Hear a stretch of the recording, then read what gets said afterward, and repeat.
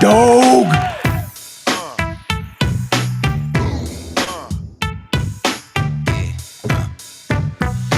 What up, everybody? Welcome to a Monday morning here at Coffee Hour. My name is Paul Abernathy, your host. Thanks for joining me on Coffee Hour, starting a new week. Hopefully everybody had a wonderful weekend, got what you need to get done. I didn't do squat.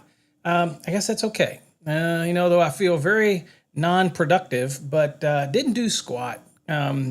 Since moving back to Virginia, it was my first weekend with some Chesapeake Bay crabs. Okay, so I have pretty much downed almost 5 dozen since Friday afternoon. Okay, getting my fill. I figure, you know what? I don't get them that often, so you know what? I'll eat them until I'm sick of them, and then it'll be sparingly throughout the summer, that type of thing. Boy, have you seen the price of crabs lately? Wow.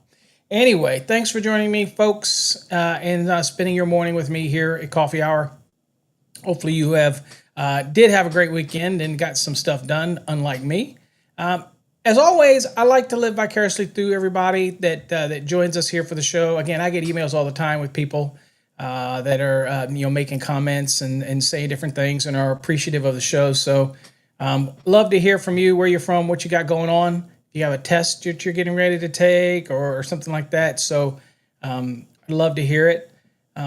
So in the chat, the only one that doesn't work with is obviously Instagram, but I do see your questions over there. If you do have them over on Instagram, I do see them, but they don't seem to make it here. So it just seems like for some reason, EV Mux hasn't figured out how to bring in Instagram, but that's okay because they still haven't figured out how to do TikTok either, which is a good thing because I'm not a big TikTok fan. So, all right, let's go on and get into some shout outs really quickly this morning because we need to get into part 3 of our swimming pools. We're going to finish off talking about the wiring that goes to the various niches, wet niche, dry niche, no niche. Finish that off quickly, the wiring method. Again, 30,000 foot view. If you want a real detailed review of swimming pools, spas, and hot tubs, then you need to go watch our video. It's an 8-part series over on Fast Tracks Tube. It's available if you're an annual subscriber or if you're anybody that has the enhanced program over at fasttracksystem.com. You get access to that too over on Fast Tracks Tube, or you might have won it here in a giveaway, that type of thing. Speaking of which, we are sponsored by the Trade Hog. So again, feed the hog. Nika's question of the day that came out Friday, I disagree with their question of the day. I disagree with their answer. So I did send my thoughts to them. So it'll be funny to see if they say, Paul, you're wrong. And I might be wrong. It's just the way I see it. So it's okay to be wrong as long as you challenge the status quo. And sometimes you're right. Sometimes you're wrong. I don't think that at any time I'm ever the means to be all for anything. You should always do your own research and you can have your own opinions. You can agree to disagree, and that's fine. In no way do I think that my view is the only view on something. If you want to look at something a different way, that's probably fine. You just have to work that out with your AHJ. I'm only giving you interpretations and certain things that I know based on time and working with it, but you may have a different experience in your jurisdiction. Okay, so again, that's a unique thing about the NEC. Some things are pretty easy. They're black and white. We don't have to worry. And some things can be left up to interpretation. And again, your AHJ may not agree, and that's okay. And you could be 100% right, and they could be 100% wrong, but they could say, well, I see it differently. And they're the authority having jurisdiction, that type of thing. Okay. All right. Let's do some shout outs real quick. What's up, Paul? Glad to have you in the house, as always. Adam, glad to have you in here. Okay. You had a great weekend. I did as well. Didn't do anything, but I had a great weekend eating crabs. What's up, David, down in Florida? Thanks for joining, David. Glad to have you here. Adam, there you go. Coffee's flowing. I do have coffee this morning, so I only had 1 cup, so I haven't switched over to the Diet Pepsi. So I do have that. Skyattle or Skiattle, good morning. Glad to have you here. Jonathan, I am doing well, my friend. Glad to have you here. Hopefully you're doing well as also. What's up, Santana? Following over on the YouTube channel. YouTube, Master the NEC, our YouTube channel. Thanks for joining. See, Marlon, good morning. Glad to have you here. Shouting out to all the code nerds that are in the house. What's up, Brandon? Glad to have you here as well. Welcome to the show this morning. Let's see here. Geared towards commercial. Let's see here. Whenever you get the time, sir, is the trade all geared towards commercial industrial applications? No. It's just geared to the National Electrical Code. Residential, commercial, service. It works fine for plumbing, mechanical, building. It's constantly learning. So, but no, it wasn't geared specifically to commercial or industrial applications. No. Let's see here. Says, I didn't do anything. I've been sick with the flu since Tuesday. You must have given it to me, man, because I woke up last night before I went to bed. Every part of my body was aching for some reason. It ain't because I worked hard. I don't know what it was. It's like everything. I got this nagging thing where my shoulder hurt. This shoulder over here hurt for almost a year. I couldn't hardly lift it. And then it just worked all the way up from my elbow up. And I went to the doctor. He said it was a frozen shoulder. I was like, okay. Eventually it cleared up. Well, guess what? Yeah, it's moved over to this shoulder and arm. And the bicep feels like it's just ripping apart sometimes. The only way to make it feel better is to really push in on it, and it stops the pain. I don't know what's going on. But now this shoulder and arm is in pain, so I can't sleep on that side. I don't know. It's kind of just moved across the body. Maybe it's sending me some kind of signal. I should probably go get it checked out, but I'm in the middle of the country here now, and I'm just too lazy to do it. So I'll get by. I'll survive. What's up, Rob? Thank you. One of the weird things that I would tell y'all, I don't know if I told y'all this, is I'm on medication for obviously diabetes and other things. And I went to get, kind of give you an update on the wife. I went to get my medication last week. I don't know if I told y'all this. I went to get my medications last week. It's over $6,000 worth of medication. God bless insurance, okay? That's a lot of medication. It's the 3-month supply. I went and got it. It's a whole bag full of medication, Trulicity for the diabetes. I take the Invocamet, and then, of course, I take a statin drug. Oh, yeah. I went and got all these medications, put them in a big bag. They put them in a bag. And my wife was with me, and she was sitting in the front seat. And I said, here, hold this bag. And, of course, we had gone to Hardee's, so we had a bag on the trash on the floor, which was from Hardee's. But I said, hold this bag. She saw me go in and get the medication. I said, hold this bag. This is my medication. She said, okay. I said, and I was jokingly said, I'm going to stop by the landfill. And since, we live in a county, so we just are a mile from the landfill. So we take our trash to the landfill. I don't have a pickup. So I I have the Jeep Gladiators loaded up with trash. We head to the landfill. And I say, stay in the car. I jokingly said, stay in the car. I don't want to accidentally you throw away my medication. I was laughing, joking about it. And she's like, come on, I'm not that dumb. Okay. Most of y'all know she's in the early stages of Alzheimer's, or memory. But she was joking about it. And I said, okay, that's fine. I'll get out and do this. I got out and started throwing the trash into the dumpster from the back. And the next thing you know, I'm sitting there. She's sitting there beside me, helping me take the trash out on the other side of the Jeep. And I didn't pay no attention to it. I'm throwing the trash in the big dumpster. And we get in the car, and I didn't even think about it, and we're leaving. And then we get home, and I go, where's my medication? She's real quiet. And I'm like, darling, did you throw my medication in the dumpster? And she says, I don't know. That's what she did. When we got out, she had forgotten in that short amount of time that she was holding the meds. And she thought it was a bag of trash. And when she got out to help me, she just threw it in the dumpster. So it was $6,000 of trash, of medication in the dumpster. No, I'm not going back in dumpster dive. So it was in the landfill. So I'm without medication for the next 3 months. It's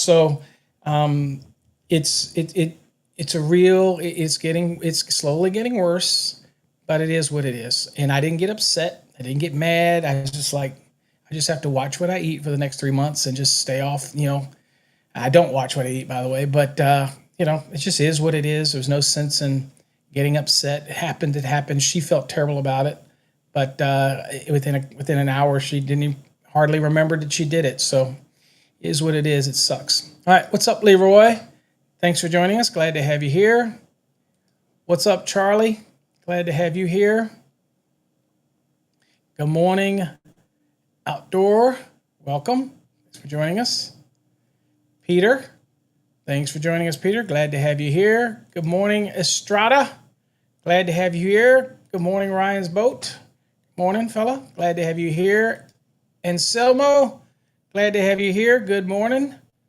Yeah, my liver sends a signal. Yeah, it's probably sending it to everything. Just move from that arm up and over and down, type of thing. Let's see here. Marianne, what's up? It says, I asked Trade Hog about attic hole. I said there's no code reference, but AHA says there is. It might be how you asked it, that type of thing. So it depends on, again, AI is intelligent, but again, it is all how you ask it, and it's all in how you ask the question, that type of thing. Let's see here. Adrian, good morning. Glad to have you here. Good morning, Charlie. Glad to have you here.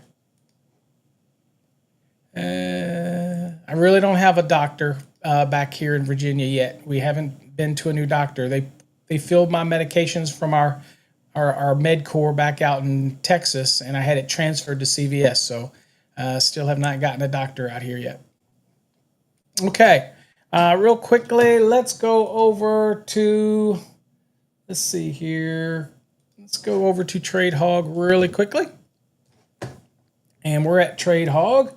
And let's see here. And we'll type. I don't know what you would have typed, but let's see here.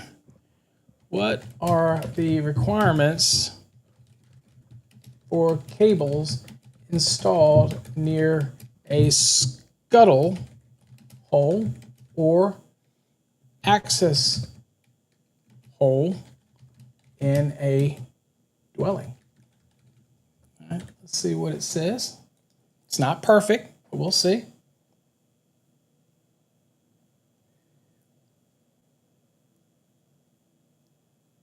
We're here. For cables installed near scuttle holes and access hole in a dwelling, the National Electrical Code provides requirements to proper ensures. Article 334.23 refers to installation of non-metallic sheath cable. Okay, and it sends you to 320.23. That is correct. There is the installation tops up within 7 feet, right? And so there's applications. So that gets you started, or get you code locations to where you get started. That type of thing. So it's scuttle hole, very specific. And I'm like, okay, I'll ask it. So is there a different code for this if they have pull down stairs?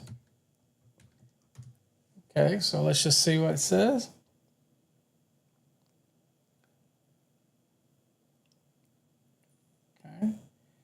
Pull down stairs, yes, there are specific considerations to install pull down stairs according to yada, yada, yada. NM cable, boom, boom, boom, top joist 7 feet. Yeah, this type of thing. So at least it gets you in the area where you need to be in the code. That type of thing. So let's say I could go, isn't there a reduction? Reduction if it's just an access hole? I'm just asking just leading into asking the questions, having a conversation.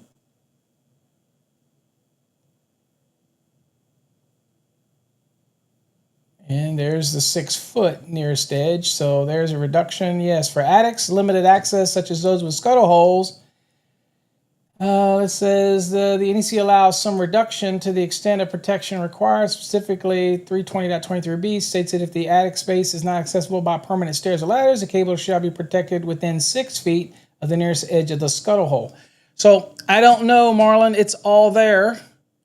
It just, again, AI is only as good as how you ask the questions. Really, it's never going to be good enough to read your mind. You have to be able. So I tell people all the time with the Trade Hog, for example, is that you have to go into. Nothing's going to take the place of having knowledge, right? Nothing's going to take the place of you having some extra knowledge. All you're using a trade hog for, I would never want, I told somebody this, I don't ever want the trade hog to be something that takes the place of knowledge. In other words, hire an inspector or hire somebody out there and say, that's all right, you don't have any experience, but we'll put you a trade hog in your hand. Just go out there and inspect. Never. Trade hog is looking at codes, so it's very specific. It's not going to think for itself. It's not that intelligent. I mean, it is artificial intelligence, but it's not going to be able to do things like that yet anyway. Although you can ask it additional follow-up questions because you know what you're looking for. And, if you ask that question, there's chances are you know a little bit something about what you're asking. And so you may have to ask it in another way. Eventually, it will get you where you need to be, that type of thing. So it's the best bet. It's not going to be the holy grail for everybody, and it's certainly not going to replace knowledge. That's for sure. Never going to replace any knowledge. If it did that, I probably would just kill the program because I do not want to make zombies. You know what I'm saying? That type of thing.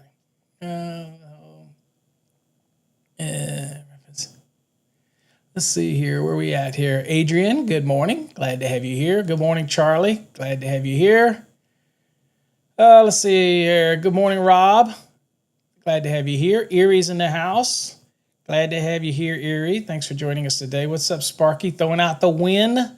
JPB's in the house. Good morning. Glad to have you here, dealing in Alabama. Let's see here. What's up, Edgar? Glad to have you here.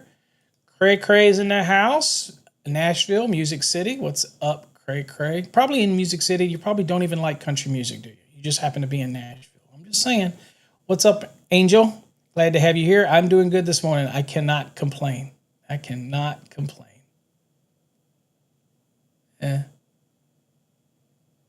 Let's see here. There you go. Let's see here. Joseph, good morning. Glad to have you here. All right, let's go on and if we need to ask something from Trade Hog, we can anytime. Feel free to post it in the comments. I'm more than happy to go look at it and dig into it a little bit. Again, see what questions it asks, that type of thing for those that may be interested in the Trade Hog. Don't forget #win, and you can get it on the spin. So Van Man, good morning. He's on the road going through Georgia. Drive safely. All right, what we're going to do is we're going to pick up where we left off in part 2. We're still in wet niches, dry niches, no niches. We're in the wiring methods now, the branch circuit that's going to go down to these luminaires. Okay, we're in that. Okay. What did Charlie say? Ask the trader, what's the best trade to what? Best trade in the world? We'll see. I don't know if it says electrical. That's an interesting question. Let's see if the Trade Hog is biased. Let me ask that question real quick. Let me do a new one up here. Always do a new search up here, a new one. Okay, let's see here. What is the best trade in the world? Let's see what it says. I'm sure what it's going to say.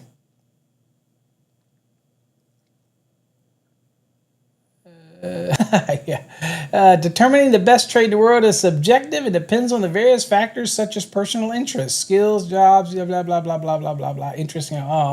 Very politically correct type of question, right? Very politically type of question. I'm going to say, I happen to feel being an electrician is the best trade, all right? So I'm going to be having a conversation here with the Trade Hog. I feel being an electrician is the best trade. What does Trade Hog say? Let's see. Being an electrician is indeed a highly regarded trade for several reasons.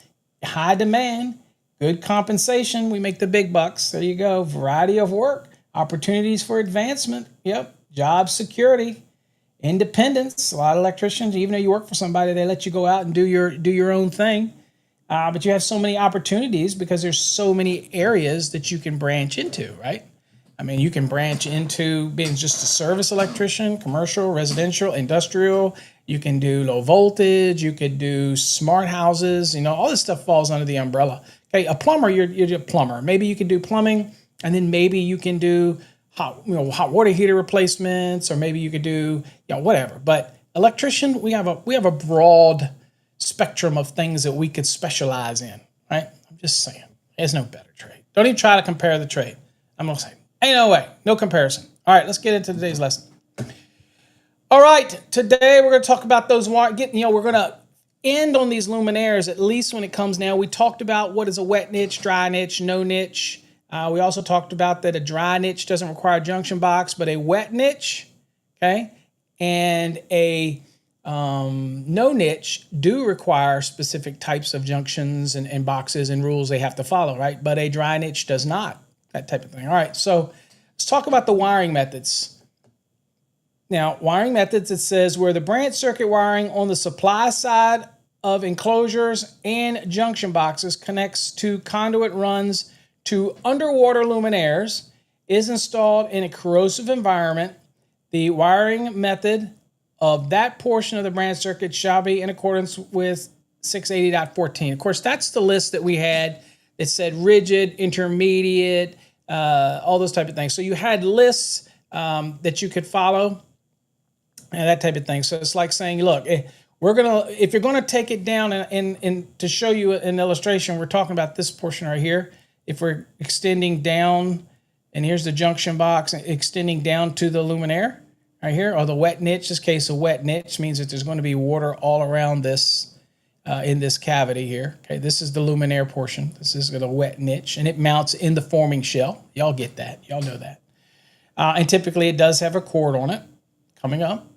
That type of thing. And y'all heard last in episode 2 that we have to make sure this cord is enough, that you can't be, it's got to be at least 18 inches down from the normal water line down to the actual top of the lens, but it has to be enough cord to be able to place this on the deck for relamping, all that kind of good stuff. We follow that in episode 2. So if you didn't get it, go back and watch episode 2. We talk about all that kind of stuff for the different types of luminaires. Okay, so if you're coming into it late, go back and watch the other episodes. It'll get you up to speed.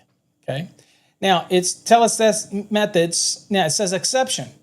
We're connecting to transformers or power supplies of pool lights. Liquid tight flexible metal conduits shall be permitted. Again, this is only talking about the ones that are power supplies or transformers. So this typically is one that we're talking about would be like a value that's below, okay, this certain low limit, okay, low voltage limit that we talked about in the last episode. So we have the defined in Article 100. We have a low contact limit. Typically on those where we have the transformer or power supplies, it's going to take it down to that.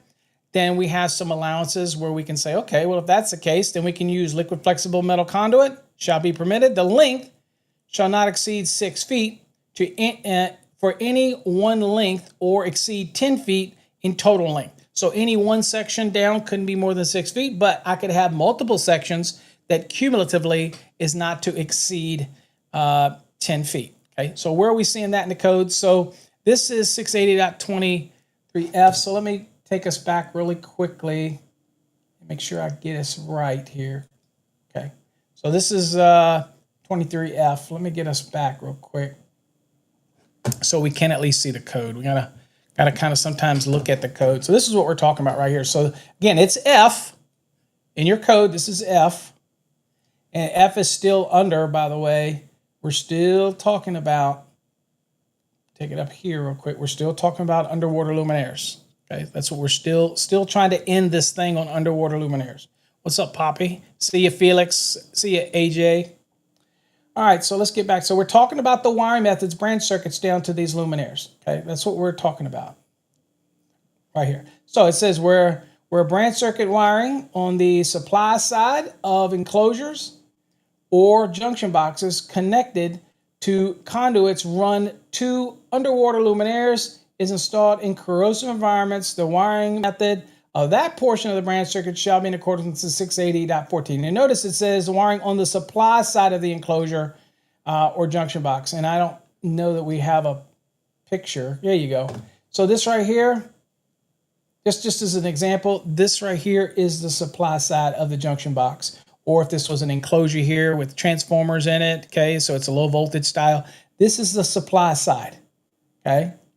And you'll notice that in this case, it's a rigid IMC. It could be a non-metallic conduit. Again, you've had some allowances. We saw that the other day, okay, coming in, all right?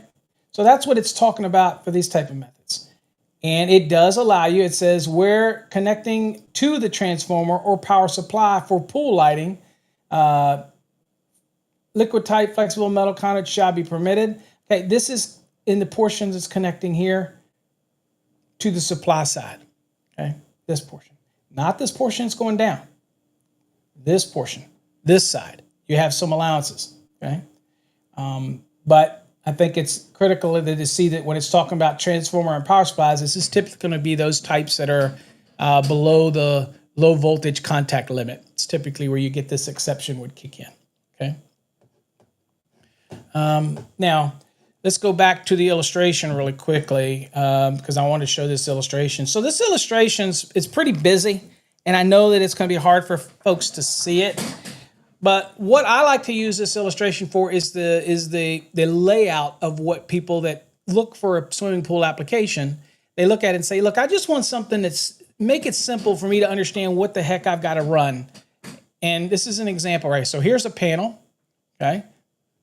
It's a panel in your house, and you're going to run this. This is a feeder that's running out, and this could be your pool panel, okay? And here's your pool panel, and you're running it over to a pump. Okay, you notice it has an equipment ground in it. We're not showing the equipotential bonding here. This is just the grounding.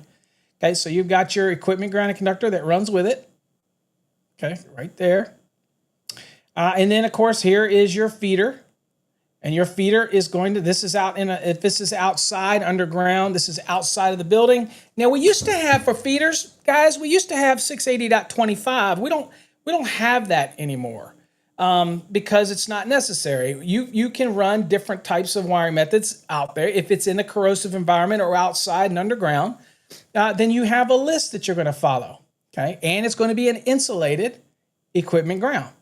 Okay, and it's going to be size not less than 12. Obviously, this is a feeder. It's probably going to be larger than 12 anyway, but it can't be less than 12, not smaller than 12. So there's the feeder coming out to this pool panel.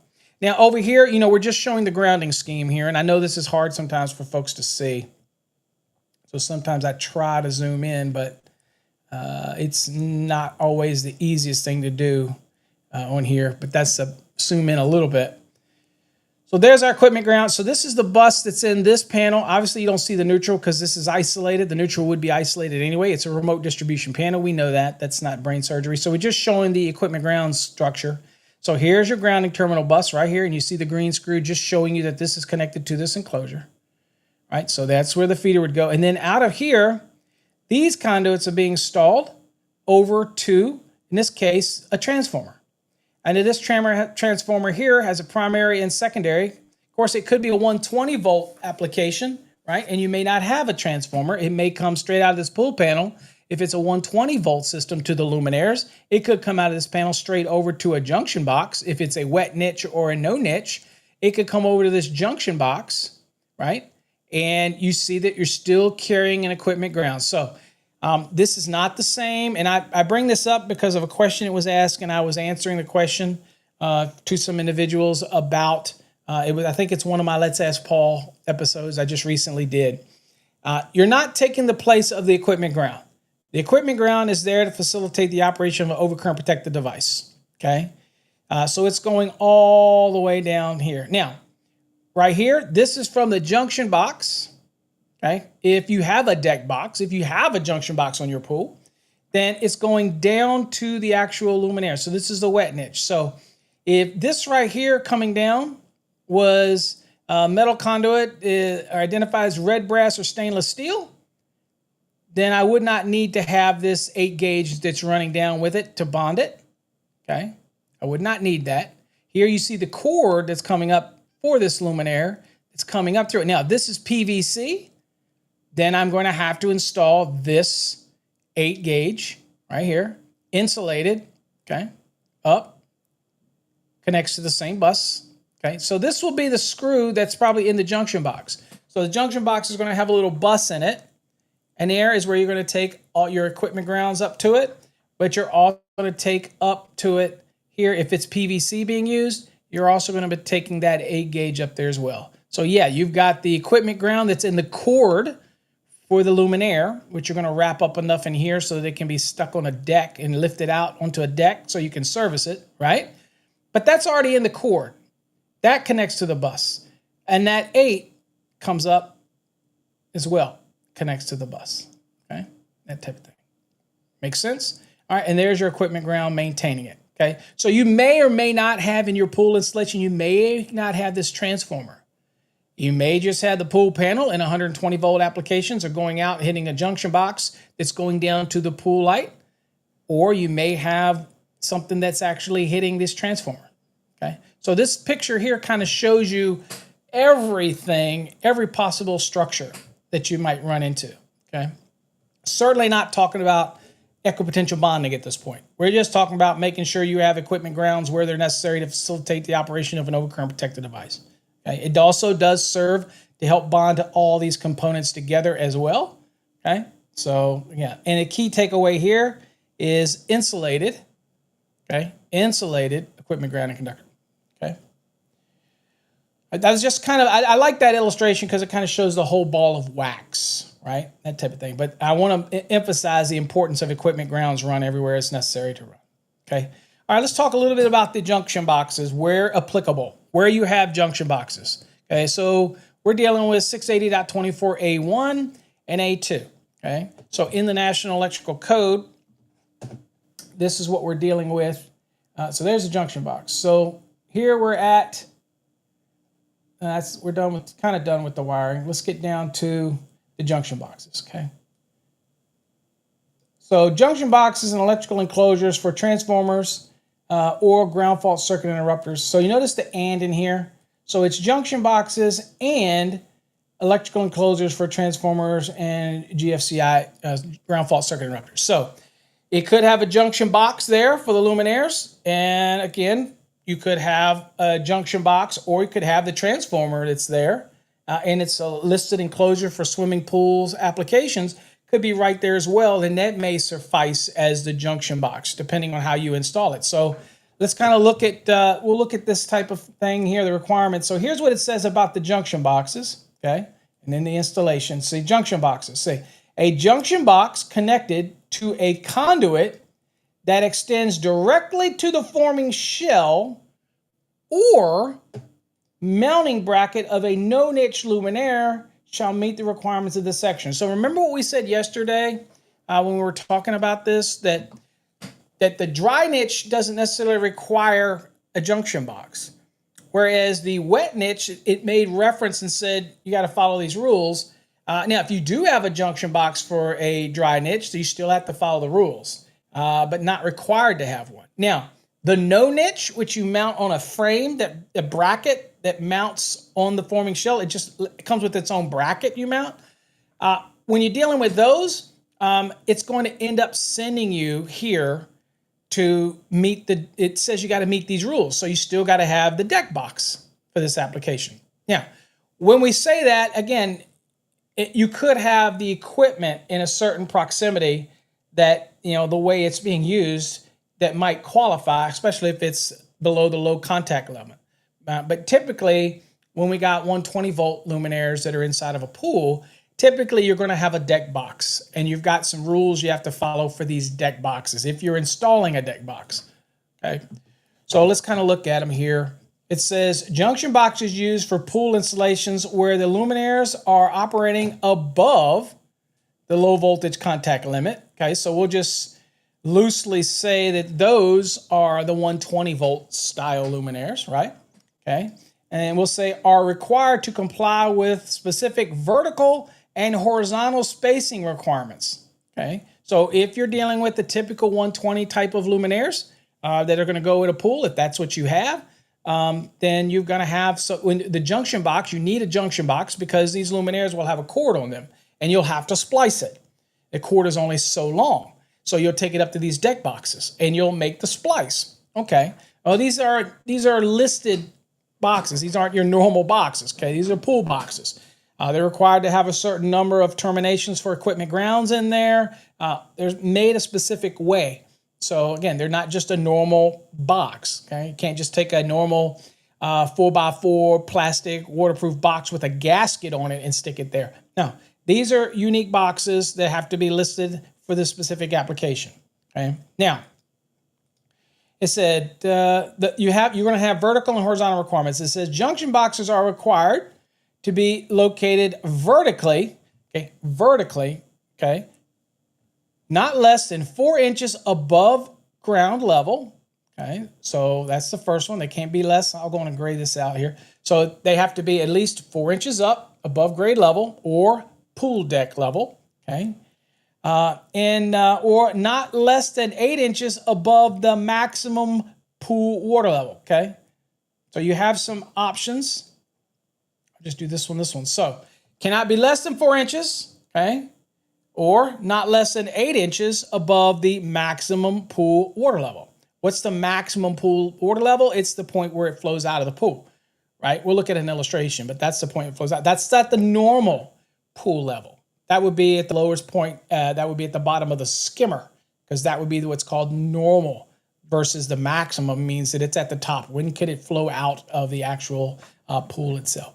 And of those two, it says whichever provides the greatest elevation measured from the inside of the bottom of the junction box. Okay. Junction boxes are also required to be located horizontally, not less, so vertically, 4 or 8 inches, depending on whichever's the greater. Okay. And also requires to be located horizontally, not less than 4 feet from the inside wall of the pool, unless it's separated from the pool by a solid fence, wall, or other permanent barrier that creates a separation. Make sense? Hey, what's up, Mike? Glad to have you here. It says, if luminaires operate at the low voltage contact limit or less, and we saw there's a definition of low voltage, means you typically have a transformer or a power supply, and you'll be doing it lower than 120, okay? Then you have 4 different values: sinusoidal AC, non-sinusoidal AC, DC. You have the values. This is all based on this listed low voltage lighting system. It's going to come with this transformer and this listed for pool applications. So you're going to get all this enclosure, okay? So it says, if the luminaires operate at the low voltage contact limit or even less, which you may get with some of these new LED pool lighting, okay? It says, the junction box location is permitted to be installed in a flush deck box, provided the following conditions are met. So you have these height requirements and how far the box has to be away. However, if the luminaires are the low voltage contact limit type, okay, well, then it can be flush actually in the deck. And here's what it says. What does it got to be flush? Because if they're 120, then they have a height and they have a distance requirement. But if they're operating at low voltage contact limit, okay, or less, then I can actually install it in the floor deck box. Now, by the way, I will tell you, there is nothing that says that you couldn't put in follow the normal rules, the 4 to 8 inches, depending on the water level. You could, and 4 feet, you could do that if you want, even if the low voltage. This is permitting you to do it in the deck box, by the way, so that it's basically just flush and nothing to trip over, that type of thing. By the way, just so you know, most of the lighting that I ever did for the pool, the actual pool box, the actual junction box was under the diving board, so you could actually get to it from the back side, so it would extend out from pool, and the light was typically underneath the diving board, so you could go, it would come up, and you could access it from the back of the diving board. Okay, that's typically the ones that I would do. So anyway, so again, the distance, it was it had no problem meeting the 4 feet and all that type of stuff. Okay. So in order to be in the deck box, it says approved potting compound is used to fill the box, preventing moisture entry. So you're going to be packing that box with an approved potting compound. And then 2, the flush box is located not less than 4 feet from the inside wall of the pool. So you still have that horizontal requirement for that box. It can be in your decking if it's that low voltage contact type of lighting. That's fine. It could be in the deck. That's not a problem. Okay. All right, so this just happens to be if you see this is a typical pool box, okay? So you see the equipment grounds are mounted. Here's your 3 connections, okay, for your equipment grounds, right? And then you see this one larger connection, which is connecting to that 8 that's going down to the wet niche. So I'd assume this is a wet niche going down. That type of scenario. So in this box right here, you see this hole, it's actually has a cover that'll just sit right over top of this thing, okay? Right over top of it. All right. All right. So I do want to look at the code real quick, when it comes to these. So we're just, so here's what we talked about. So now this junction box, okay, extending down to the forming shell or the mounting bracket for the no niche, okay, shall comply with the requirements of this section. Construction. The junction box shall be listed, y'all heard me say this, listed, labeled, and identified as a swimming pool junction box. Okay, so again, the manufacturers know this. They're going to make these junction boxes. They're already going to have it marked on there what they are. It says, and they shall comply with the following conditions. 1, be equipped with threaded entries or hubs or a non-metallic hub. Okay, so you can get them where they come with it and it's non-metallic can go in it, or there are threaded entry or threaded hub entry. Okay, next, it says be comprised of copper, brass, suitable plastic. Most of them I see the base is brass and the actual cover is plastic, right? Or other approved corrosion resistance material. Okay. So we say suitable plastic. That means it's been evaluated for it. Again, misconception. I mean, most of the pool stuff you get made is, it's going to have to be plastic of some sort. So plastic is very resistant to corrosion, believe it or not. It says be provided. Okay, here's the one we got to be provided with electrical continuity between every connected metal conduit and the grounding terminal by means of a copper, brass, or other approved corrosion-resistant metal that is integral with the box. Right. So if I go back to the picture here. These screws, these are grounds. This is all integral into the box. Okay. All made. These are already there. They're already in the box. Okay. Let's look like we have 2 raceways here. Okay. We'll see the installation requirements in a second, but there you go. So that's integral. I've also seen these before that actually have a bus in them, and it's just one continuous bus with holes with lugs in it. And it's just one bus. So it's built into the actual base of the actual pool box. Again, many manufacturers make different types. Okay, this happens to be a brass one here. It's made this way. Okay. All right, so let's go back to the NEC because let's go back to the NEC. I prefer looking at the NEC on this part. So let's talk about, so that's the box. And when you buy those pool boxes, they will already have the number of entries and the number of required equipment ground terminations and all that. It will already be in part of that box, okay? Now, installation. We were just looking at this, okay? And it says where the luminaire operates over, okay, over the low voltage contact limit. So we're talking about putting in this box. This is your normal 120 volt applications, but it's any of them that would work over the low voltage contact limit, which is defined in Article 100. Okay, so we're assuming these junction boxes are being used in an application where it is not the low voltage contact limit, because those could obviously be flush, right? They could, and that's what it talks about down here. So there you go. So we're talking about the operation of over the low voltage contact limit. It says the junction box location shall comply with 680.24A2A, this one, and, that's an and, so again, it means you got to meet this and that, and it says A2B, which is down here. So here's the horizontal spacing, and here's the vertical spacing for this junction box. It's not brain surgery.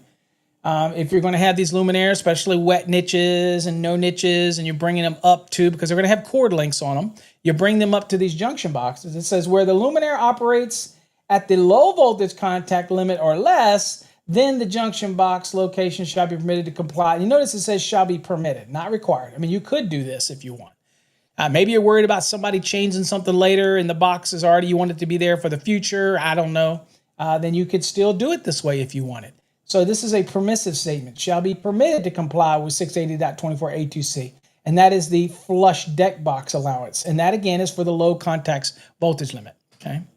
All right. So we'll just assume we're doing 120 volt luminaires, GFCI protected, all that good stuff. And we're going to put these wet niches in, and we're going to put the luminaire in, and we're running the cord up to this junction box. Okay. That cord's got the hot and the neutral. It's got an equipment ground in it, yada, yada, yada. Everything's good. Vertical spacing. It says the junction box shall be located not less than 4 inches measured from the inside of the bottom of the box. So they're measuring from the inside bottom of the box, inside bottom, folks, above the ground level or pool deck, or not less than 8 inches above the maximum water level, whichever provides the greater elevation.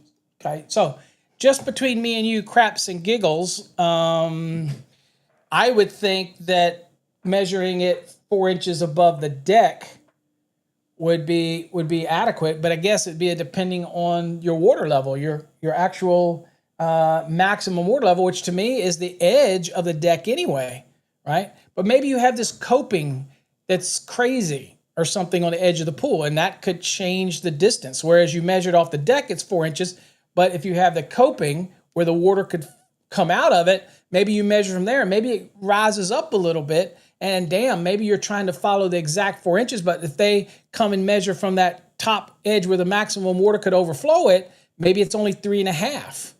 And could you have an inspector gig you on that? Yeah, based on this language, because it needs to be the greater of the elevations. Okay, so you don't just measure off the deck unless the decking is level with the pool and it just turns straight into the pool, then you're probably going to be okay with the 4 inches. I do know that a lot of electricians that I talk to that do a lot of pools, they say, look, I don't play with this. And I say, really? I said, because yeah, he said, because I don't know what could change. So they'll say I'll usually would be a little more than 4 inches. And they also say horizontally.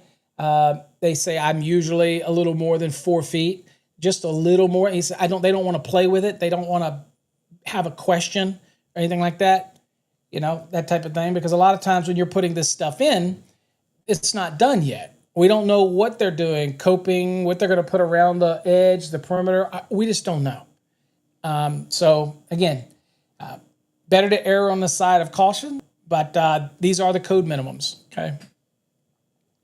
So that's your spacing. That's the vertical spacing, straight up and down. Horizontal, straight out. Okay. Well, it says the junction box shall be located not less than 4 feet from the inside wall of the pool, unless it's separated from the pool by a solid fence, a wall, or other permanent barrier. Okay, so that type of thing. So one of the things that I used to hear a lot of the pool guys would say is that in some of the swimming pools, the sides and the front of the diving board underneath have a metal barrier, and it opened from the back. And so my problem with that is, again, it's a junction box, so it has to be accessible. You have to be able to get to it. So you got to take all those things into consideration. Of course, it doesn't require it to be readily accessible, just accessible. It's a junction box. So I guess you could remove the deck, the deck boards or whatever, I guess the diving board, whatever. But a lot of times we would install them under the deck, and it may be less than 4 feet because it was a permanent barrier there, that type of thing. People don't tend to like these deck boxes just all around, right? But one thing I will tell you is think about your design. If you're doing a pool, notice what it says. It says the junction box shall be located not less than 4 feet from the inside wall of the pool. Okay, and nothing says that it can't be a little further away or further away from the pool. Again, you just have to make sure that your cord on your luminaire that you have is going to actually make it to that junction box. Okay, so that's just a design thing, but these are minimum requirements here, right, that you have to meet, okay, vertically and horizontally. Now that flush deck box says if used on a lighting system operating at the low voltage contact limit or less, a flush deck box shall be permitted if both the conditions are met. And we saw this potting compound used to fill the box to prevent the entrance of moisture in the deck box is located not less than 4 feet from the inside wall of the pool. If that's the case, then if I have low voltage contact limit, maybe it's being supplied from that power supply transformer type of listed pool equipment, then I can do a deck box. Just don't confuse this one, right? Don't confuse this one with thinking that I can do the 120 volt and a deck box, because I have rolled up on that and have seen that. And I'm like, no, that's not going to work, okay? That type of thing. Now, You have other allowances, right? We have, let's look real quick at the code one last time. Again, right here is other enclosures. So this is talking about about junction boxes. Well, you have other enclosures you may. So an enclosure for a transformer, y'all heard me talk about it before. You get these made this way. So you have an enclosure for a transformer, ground fault circuit interrupter, or similar device connected to a conduit that extends directly to the forming shell or mounting bracket of a no niche shall meet the requirements of this section. So again, this is talking about saying, okay, well, this is if I have an enclosure that is used for this, things like the low voltage contact limit stuff, or some type of other listed pool equipment enclosure, okay? And I would use it. And this is an allowance to say, well, not a junction box. I'm going to use this listed enclosure, and I'm going to follow its rules. And here are the rules for its type of construction. All right, so let's see here. It says construction. It says the enclosure shall be listed and labeled for the purpose of meeting the following requirements. Number one, it's equipped with threaded entries or hubs or a non-metallic hub. Okay. It says comprised of brass, copper, brass, suitable plastic, so that's very similar. Provided with sealing compound identified for use with the cable insulation, conductor insulation, bare conductor, shield, other components. I don't know if that's a typo. Sat the conduit connection that prevents circulation of air between the conduit and the enclosure. So you're sealing your openings on this enclosure. This is not a junction box, by the way. This is a specifically listed enclosure for use with pools, and it's marked as such, okay? And it says provided with electrical continuity between each connected metal conduit and the grounding terminals by means of copper, brass, or other approved corrosion-resistant metal that is integral to the box. Now, with our box, we saw was a junction box, and it was a brass, and it was designed that way. But this kind of installation of this other enclosure would have to meet all these requirements for the construction of that enclosure. Then it talks about the installation. Well, it says, okay, well, no different here. It says the enclosure shall be located not less than 4 inches measured from the inside. Right? Notice this one says 4 inches from the inside of the bottom of the box above the ground level, very similar, and not less than 8 inches above the maximum pool water level, whichever is greater. So that's the same, no different here. So if I get an enclosure that happens to enclose transformer or GFCI or whatever, or similar device that you may buy, something that's listed for your pool, and it's controlling your lighting, it's an enclosure and it's listed as such, these construction requirements are probably going to be inherent with the construction of it. And you're not going to have to do anything. This is just part of the construction of these other enclosures. And we looked at the junction boxes. This is other enclosures other than something that would be qualified as a junction box that's listed for the pool application. And the spacing, again, spacing looks the same. It says for the horizontal spacing, it says the enclosure shall be located not less than 4 feet from the inside wall of the pool unless separated from the pool by a solid fence, wall, or other permanent barrier. So, folks, it doesn't really matter whether you're doing a 120, type lighting system for your pool. You got junction box requirements. You have deck box requirements if you're, for flush, if you're doing below the low voltage contact limit. Okay. Well, you also may have listed enclosures that may have transformers in them. They may be all integral. They may have the GFCI circuit interrupter built into it. All this type of stuff that controls your lighting. So this is a specific enclosure, and you're using it, and it's listed for this. It's going to have to meet this construction requirement. Well, the manufacturers are going to take care of that. I think Hayward is a big manufacturer of these different types of boxes, so enclosures. So it's already going to be done, but its installation still has to meet these requirements. Now, I'm going to tell you what, most of these are not going to be installed in these parameters. Most of these for this application are probably going to be installed further away. Okay, further than that 4 feet away. Okay, because of an eyesore around your pool. I'm just saying. Okay, typically. All right. All right. Now, what about protection for these junction boxes? We have to have protection now for these enclosures that are listed enclosures for these lighting systems or the junction boxes. So we have protection requirements, right?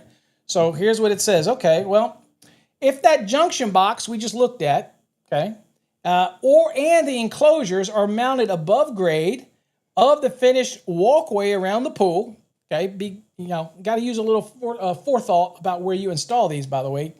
It says the installer must protect junction boxes and enclosures against physical damage by not locating them in the walkway unless additional protection is provided. So you're not just going to stick them in the decking everywhere, especially in the path that people walk around. Because people don't pay attention. They'll be running, whatever. You're not supposed to run around the pool, but they will, and they'll trip on it. So a lot of times we did this by putting them under the diving boards or things like that, or located them further away, okay? It says locating junction boxes and enclosures under diving boards and affixed to and adjacent to fixed structures are acceptable examples. Yeah, I mean, that's what we used to do. Got it out of the way, that type of thing. Nobody's going to trip over that. Article 680 has specific requirements for wiring methods that supply swimming pools equipment because they are often installed in a corrosive environment. These rules amend the general rules in Chapter 3. It says these requirements can be found in 680.14. We've already looked at that, right? We already looked at, and I had this long thing I told you about. PVC jacketed MC was fine, but you have a list of things like rigid, intermediate, different allowances for the wiring methods to go here. So again, we don't need to look at anything else. Now, one question that people ask me a lot, I get this question a lot. They say, okay, well, what about if the panel's inside and it's running through the dwelling and it's going to hit a junction box before it emerges outside of the building? If that's a feeder, they ask me, does that equipment ground have to be insulated? And the answer to that is no, not if it's not in a corrosive environment. If it's still on the inside and protected by the dwelling, for example, then I could take like an SER and take it to this junction box and then transition from there. But when it leaves there and goes out to a panel or whatnot, then it's outside. And the code said outside or in a corrosive environment, that it requires that the equipment ground be insulated. So the portion that's inside the building, I don't know, I'm just using a Chapter 3 wiring method. The portion that goes outside of the building, I'm going to have to transition and that type of thing. So it behooves you to do that transition inside the building versus transitioning outside, because you could have that inspector that says, once you breach that wall and you're in an outside box, I expect that equipment ground to be insulated. So, you're going to have that discussion with your AHJ, because inside of a box is not a location.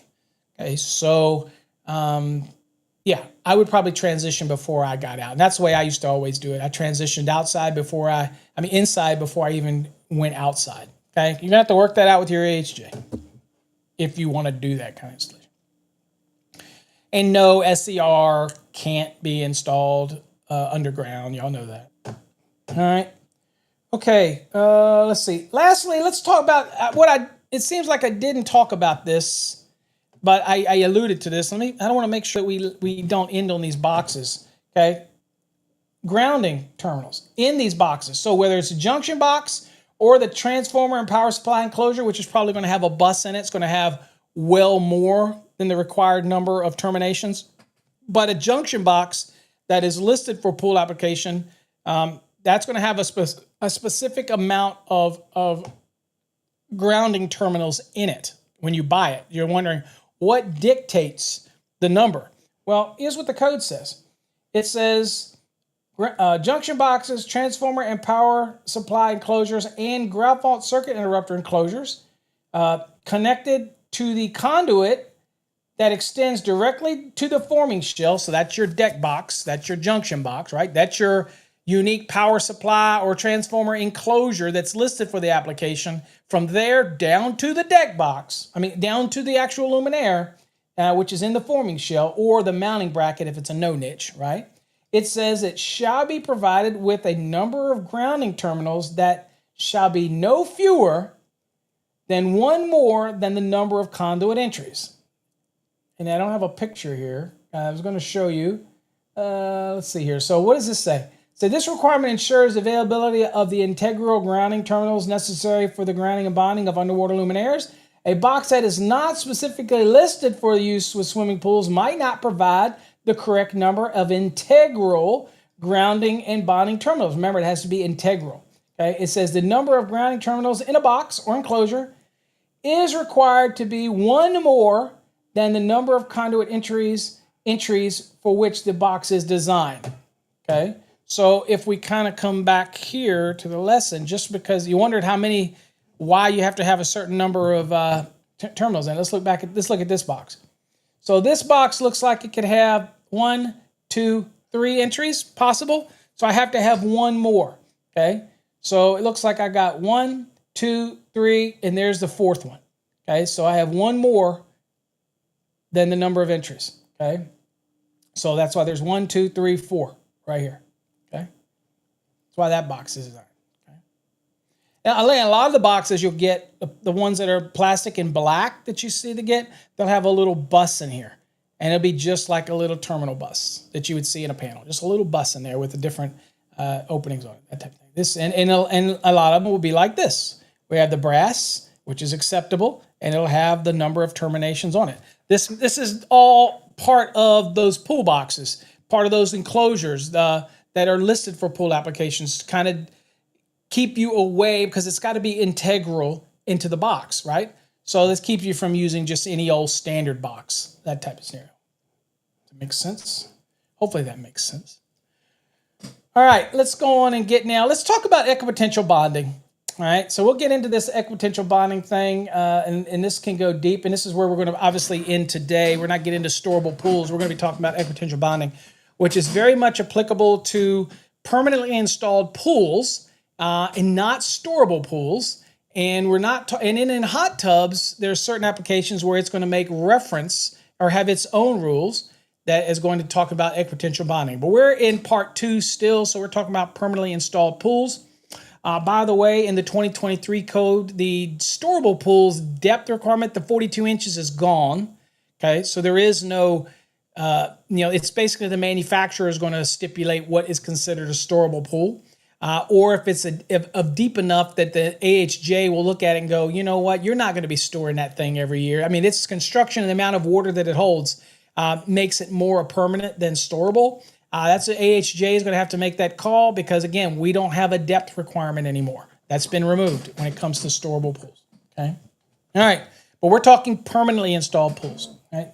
So let's go over and look at the equipotential bonding requirement, 680.26. I usually work out of the code for this one. It's a little easier. Now, in 2023 edition of the NEC, it's slightly more complicated than the 2020 edition. A little more complicated. It kind of broke it up a little bit. And I'll tell you why it's just a little bit more complicated. It's the reason it's a little bit more complicated is because it used to be that your option was that you could use an 8 gauge and run it around the perimeter, and it was 18 to 24 inches away from the inside wall of the pool, and that would be acceptable. And then, of course, you can use rebar, you could use a mesh grid. That perimeter has to be a 3-foot perimeter, but the 8 gauge was allowed. Well, a lot of study was done that was submitted to the code making panel that says, you know what, that 8 gauge, even though the code permits it, where did that come from? Where did it get into the code? Okay. Most of the times I see decking around a pool that's rebar. If it's a conductive pool shell, they extend it up and out 3 feet. The rebar comes out around the pool at least 3 feet. And that rebar will make the equipotential perimeter part. And it's connected by virtue of the rebar to the actual conductive pool shell. Well, if you have a pool that is not a conductive pool shell, so it has a vinyl liner or it's fiberglass, then you don't have the requirement for the conductive pool shell, okay, which encompasses the pool, okay, the footprint of the pool, but you still have to do the perimeter, 3 feet perimeter. And it gave you ways to do that, right? So that 8 gauge is still there. It's still in the code, but it can only be utilized in certain types of applications. And so we'll have to look at each one. So that is significant restructuring when it comes to the 2023 edition of the NEC. Personally, this is just personal. I think that the 8-gauge option that goes around a pool should be done away with. Based on the data that I saw and the fact that nobody could give the history on where this 8-gauge around the perimeter of the pool came from, nobody could pull up the history. There was nothing in previous code editions that had a historical data for this. And based on the data that I saw on this code panel, I personally, and people say, well, it's been like this for years. And I'm like, yeah, I don't know that we have all of the accident reports of things that happen around pools. But at the end of the day, I don't think that the 8-gauge, somebody asked me if I was building a pool today, and I ain't because they're too much maintenance. And the best pool you could ever have is if you have a neighbor that has one and they're a good neighbor and they allow you to use it. Because I never wanted a pool. To each his own.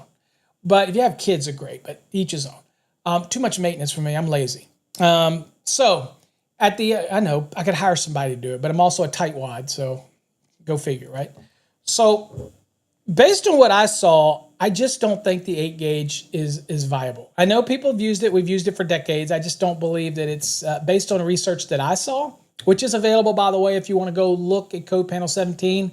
The research was published. This all has been started since 2017. It's all up there, 2020. You can read it, those type of things, okay?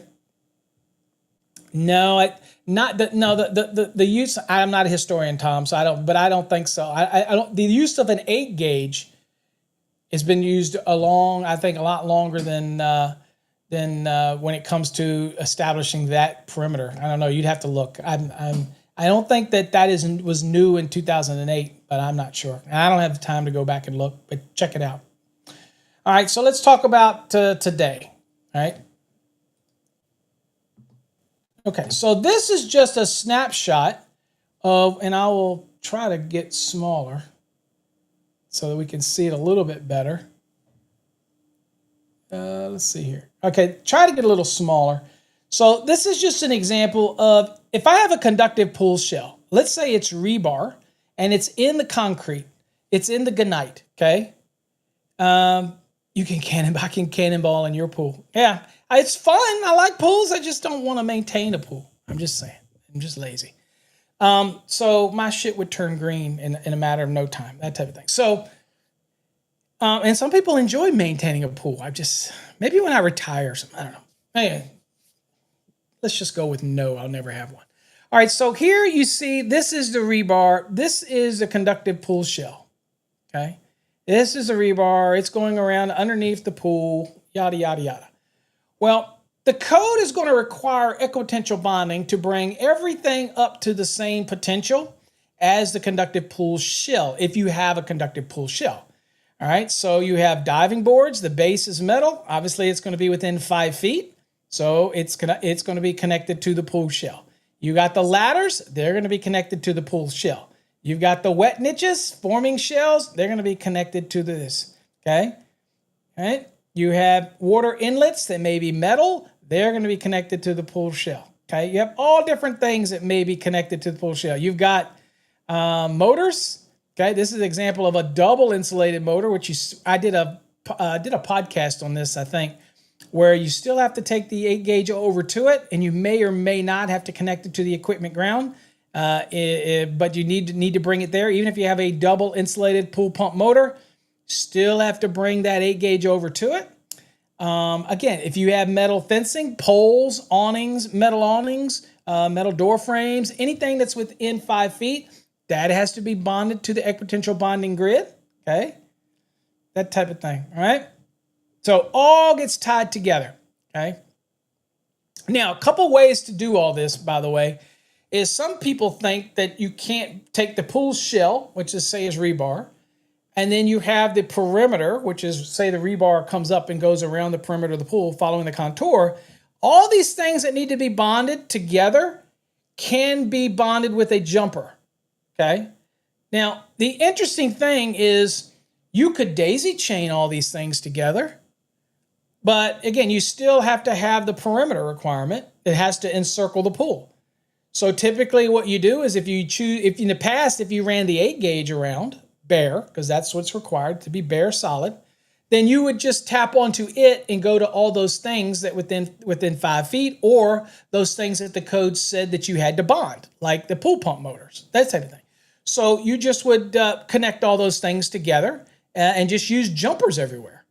The irony is that those jumpers do not have to be bare, because they are not part of the equipotential bond. They're connecting the pieces together. But the component that's in contact with the earth, like the ring, has to be bare, that type of thing. Now, I can tell you right now, most people, and I'll show you this right here. See this right here? These jumpers that are connecting all these things that are required to be bonded, right? Okay.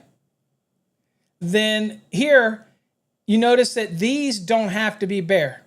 Okay. They can be insulated, covered, or bare. That's not required. Now, that's different if you use the 8 around it. Okay. There you go. Okay. Yeah. Well, if it was established in 2008, we do not know exactly where the requirement came from. We have no idea where the single conductor literally came from. We have no idea. As a code panel, we have no clue where that actually came from. Okay. So when we were allowing that 8 gauge to go around, right? We couldn't pinpoint any testing that was done for the 8 gauge. That was our problem. We couldn't pinpoint it. So at that point, it was like, well, since we don't have any data on it, it's been used for years, we'll just leave it. But then when data finally did come in, it shows that the 8 gauge is probably not the best choice. And you can go read the data yourself. Now, some people say it was the manufacturer that makes the grids, a copper version of the grid, the 12 by 12 interlocked grid, welded together for 12 by 12. They said those were the reason. The manufacturers were just trying to get you to buy the copper grid. Well, you could still use the steel mesh like you put for fencing, reinforcing mesh in the deck, and that was fine. Still can do that today. So I don't think it was them trying to push the copper mesh type of thing, or the copper squares. It's just that based on the research, the 8 gauge wasn't enough, that type of thing. And I even think Fred Hartwell got involved in it. And he also, very knowledgeable guy, also agrees that he just don't think the 8 gauge is enough. Okay, but we still have it in the code. It's just a different application. Okay. All right, so let's kind of look at that. So first of all, let's go on and break all of these down. What is a conductive pool shell? Okay, first of all. So let's go to the code right here. So now you see that we have 680.26 and we have our performance A.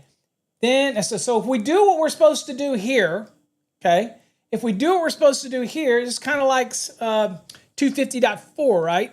Where we have this performance requirement, and if we follow all the rules in 250 beyond 250.4, then we're doing what's called prescriptive. So here it's saying, look, if you follow what I tell you in B and C, then you're going to have this equipotential bonding grid. Okay, good. So it says the equipotential bonding grid by 680.26 B and C is to reduce voltage gradients in the pool area, shall be installed for pools with or without associated electrical equipment related to the pool. Okay, so that's important. So whether or not you have electrical equipment that's coming to this pool or not is irrelevant, right? Still got to do it. Still got to put this equipotential bonding grid in.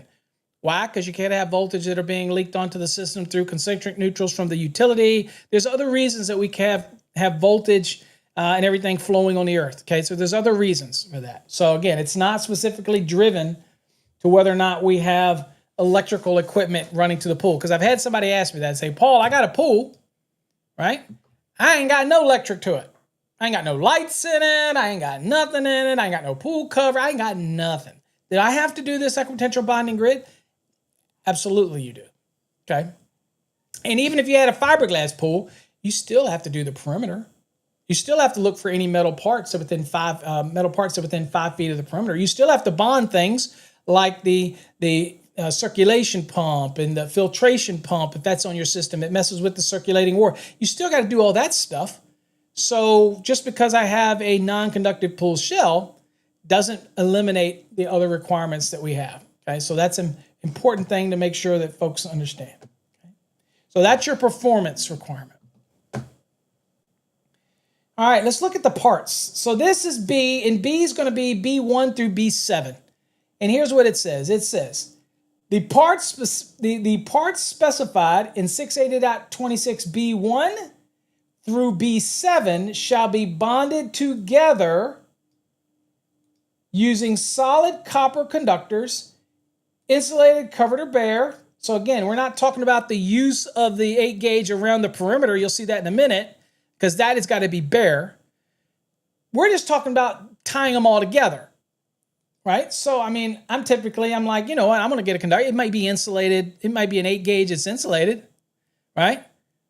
So I would use insulated. Does that mean that I can't use bare? No, I can use bare if I want to tie all these things together. And that's probably what you're going to use because you've already bought the bare to go around the perimeter. So you're probably already going to use that. But anyway, I got options. Now it says not smaller than 8 AWG, okay, or rigid metal conduit of brass or other identified corrosion-resistant metal.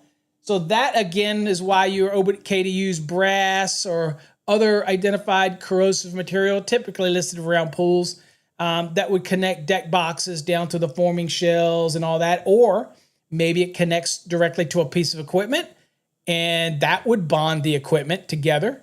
Okay, if you had rigid metal conduit or of a brass, and yes, I do make rigid metal brass conduit. All right, it says now, connections to bonded parts shall be made in accordance with 250.8. Y'all remember that's the list in 250.8 that gives you the different types, whether it's a tap screw, 2 full threads, or whether it's a machine thread and it's 2 full threads, or if not, you put a nut on it. But it also has to do with lugs, and it could be like split bolts follow under this and all that. So you have different options under 250.8. And it says an 8 AWG or larger solid copper bonding conductor, a 8 AWG or larger solid copper bonding conductor provided to reduce voltage gradients in the pool area shall not, this is important folks, shall not be required to extend or attach to remote panel boards, service equipment, or other electrodes. Not required to do this. So this is telling you that, look, okay, I've got this pool panel. I've got this equipotential bonding grid. I am not required. A lot of people say, well, I got to go from this grid and I got to take it back to the pool panel. No, you don't. You can have an isolated equipotential bonding grid. Now, is it going to be connected to the electrical system? Yes, probably will through pieces of equipment, let's say that have an equipment ground that connects to the frame of the equipment. And if that equipment is like for circulating of the water or a pump or something that's a piece of equipment that's maybe metal frame or stainless, or maybe it's a heater or pool heater, then you're going to bond the frame, and that's going to be bonded to the equipotential bonding grid. And then you have an equipment grounding conductor that runs with the circuit that's going to be connected to a grounded terminal on the equipment. So indirectly, they're going to be connected together through the equipment. Okay? So you're not directly going back to a panel. Now, this doesn't prohibit you from doing that. If you want to do that, that's fine. People say, oh, no, I don't want to connect these together. You can if you want. You're just not required to do it. And that becomes a big deal for people when you're dealing with a pump, if it's a double insulated type of pump, because that rule is, look, if you've got a pool that's got a double insulated pump, and the code's going to require you to bond that pump, okay, to the equipotential bonding grid, unless it's double insulated system. And then it's going to say, well, there's nothing to bond on a double insulated system. Hell, most of those don't even have an equipment ground that goes down with them. So you're going to say, well, what the hell do I do? Well, the code's going to say, you still need to run that 8 gauge over to where that pump is at, because somebody down the road could replace that pump with a standard non-double insulated pool pump. And if that's the case, it's going to have a little lug on there. You're going to need to connect that 8 gauge to it. So you have to prepare. Now, the funny part about that is if I run that 8 gauge over to the pump and it's a double insulated pump, and I'm thinking, what do I do with that 8? Well, if I don't have any other electrical equipment around this pump that would would be an indirect connection between an equipment ground and the bonding of the equipotential bonding grid. If I don't have any piece of equipment that those indirectly would connect together in the equipment, if I don't have anything else, then I do have an isolated pool. Isolated bonding grid, equipotential bonding grid.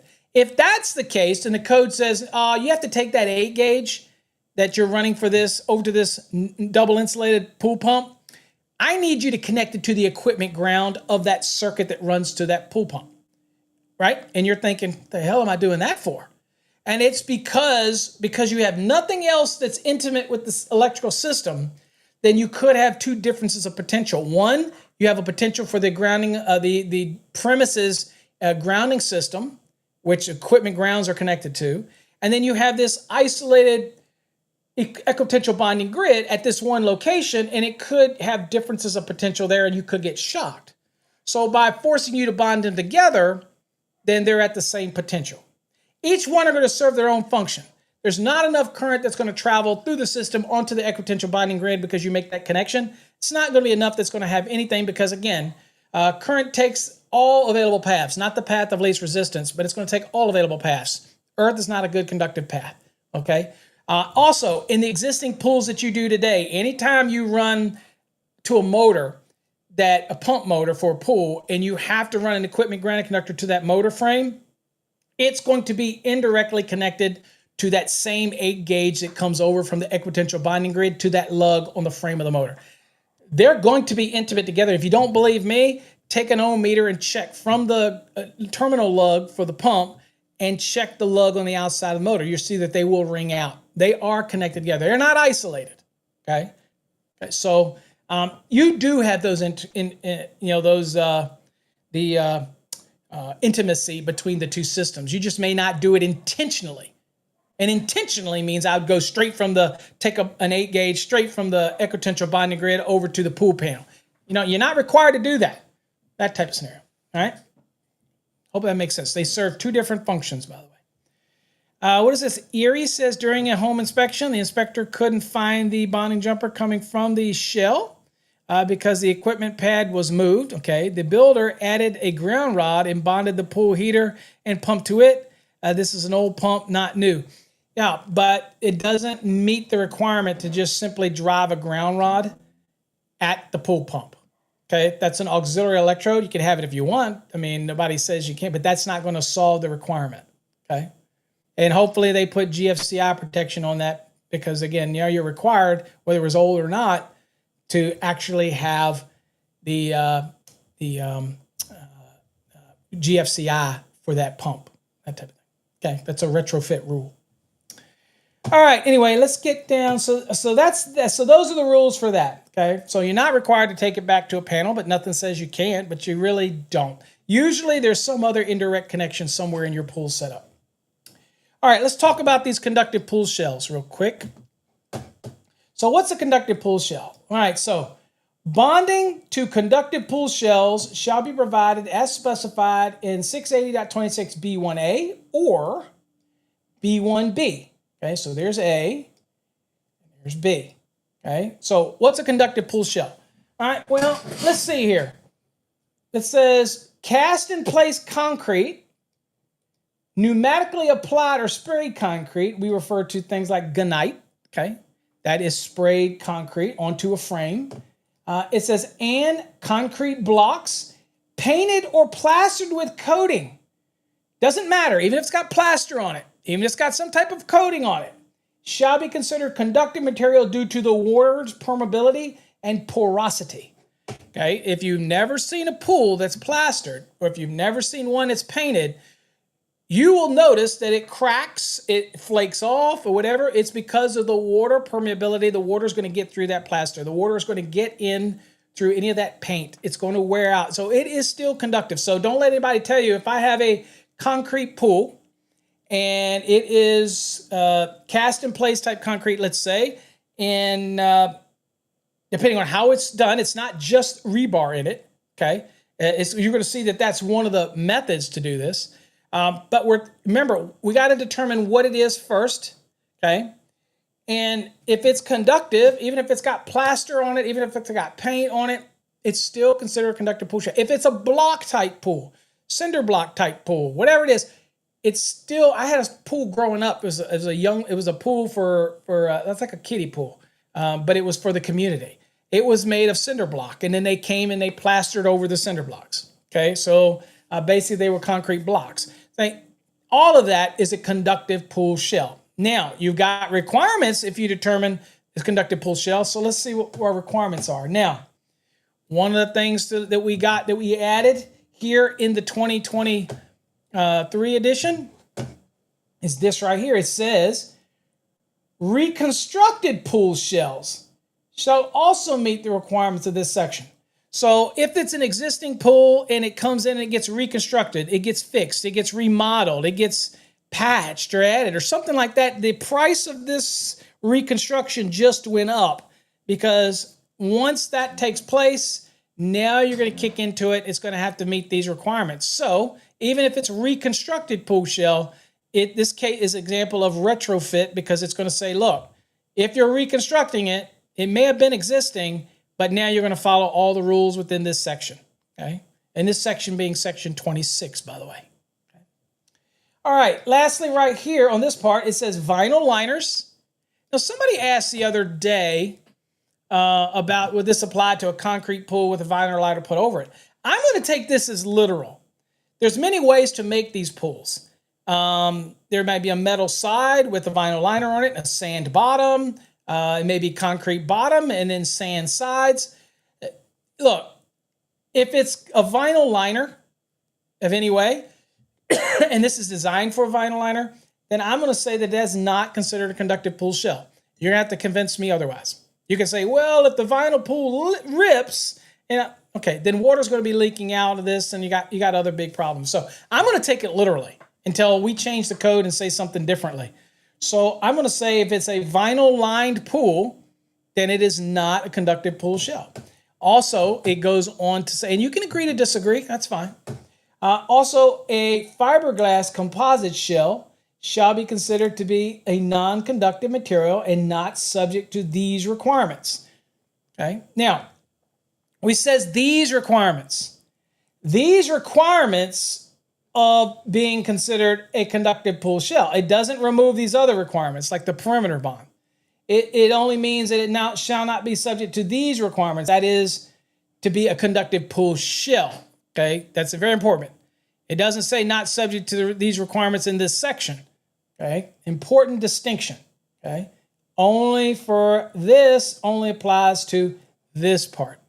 Okay, all right. Now, conductive pool shell. First one. Structural reinforced steel, rebar. It says unencapsulated structural reinforcing steel, this is be the steel in the concrete, whatnot, shall be bonded together by steel tie wires or the equivalent. Okay. It says where structural reinforced steel is encapsulated in a non-conductive compound, and you can get the rebar that is encapsulated in a non-conductive compound or coating. If that's the case, we're saying you can use the rebar to qualify, okay, and be part of the conductive pool shell, okay? There's structural reinforcing steel. If that's not the case, again, if I have these type of pools, then I have to have either structural reinforcing steel in there all through the actual concrete, right? And gunite gets sprayed onto this frame, right? It says where the structural reinforcing steel is encapsulated in a non-conductive compound. So you've got the frame, you've got the steel, right? But it's encapsulated. So it's not in contact with the concrete. It's encapsulated inside of the steel. Inside of a compound. Okay. Then it says a copper conductor grid shall be installed in accordance with 680.26B1B. Okay. So what does this mean? If I have a pool that's a gunite pool or steel pool, you're going to be reinforcing this concrete. So if in order for this conductive pool shell, if I've got structural reinforcing steel in there, it doesn't specifically say rebar. It could be a mesh system. It could be a metal framework system. It could be like a fence mesh, whatever they use to reinforce, okay, the structure of the pool structure. then that is going to constitute our conductive pool shell. Where that may be encapsulated in something, so it's not making contact with the concrete, for whatever reason, you can buy encapsulated, for example, encapsulated rebar. Well, then it's saying, well, it's still the concrete that we talked about. It's still a conductive pool shell. In order to connect it to the other components that we need, I'm going to need you to connect to this rebar. And if it's encapsulated, that's not going to work for me. I need you to do something else. I'll be honest with you, I don't think I've ever run into encapsulated pools because the alternative would be a pain in the butt. And here is the alternative, and expensive.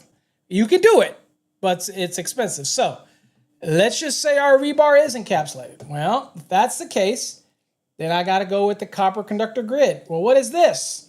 A copper conductor grid shall be provided and shall comply with the following.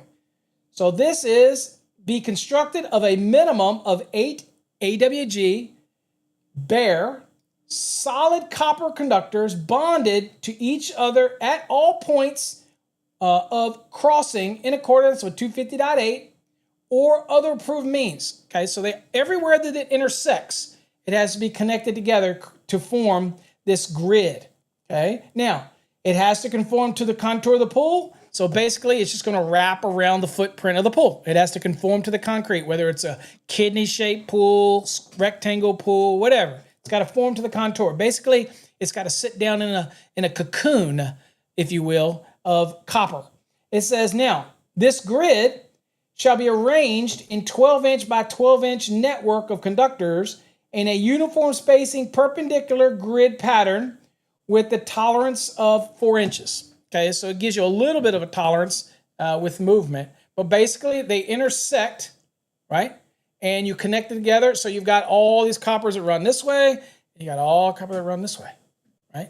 And where they interconnect, you have to use a method that is 250.8. Most of the time, you'll buy these from a manufacturer and they'll already come in sheets, and they'll be connected, whether they're welded, exothermic welded, they'll be welded together already. You roll these sheets out.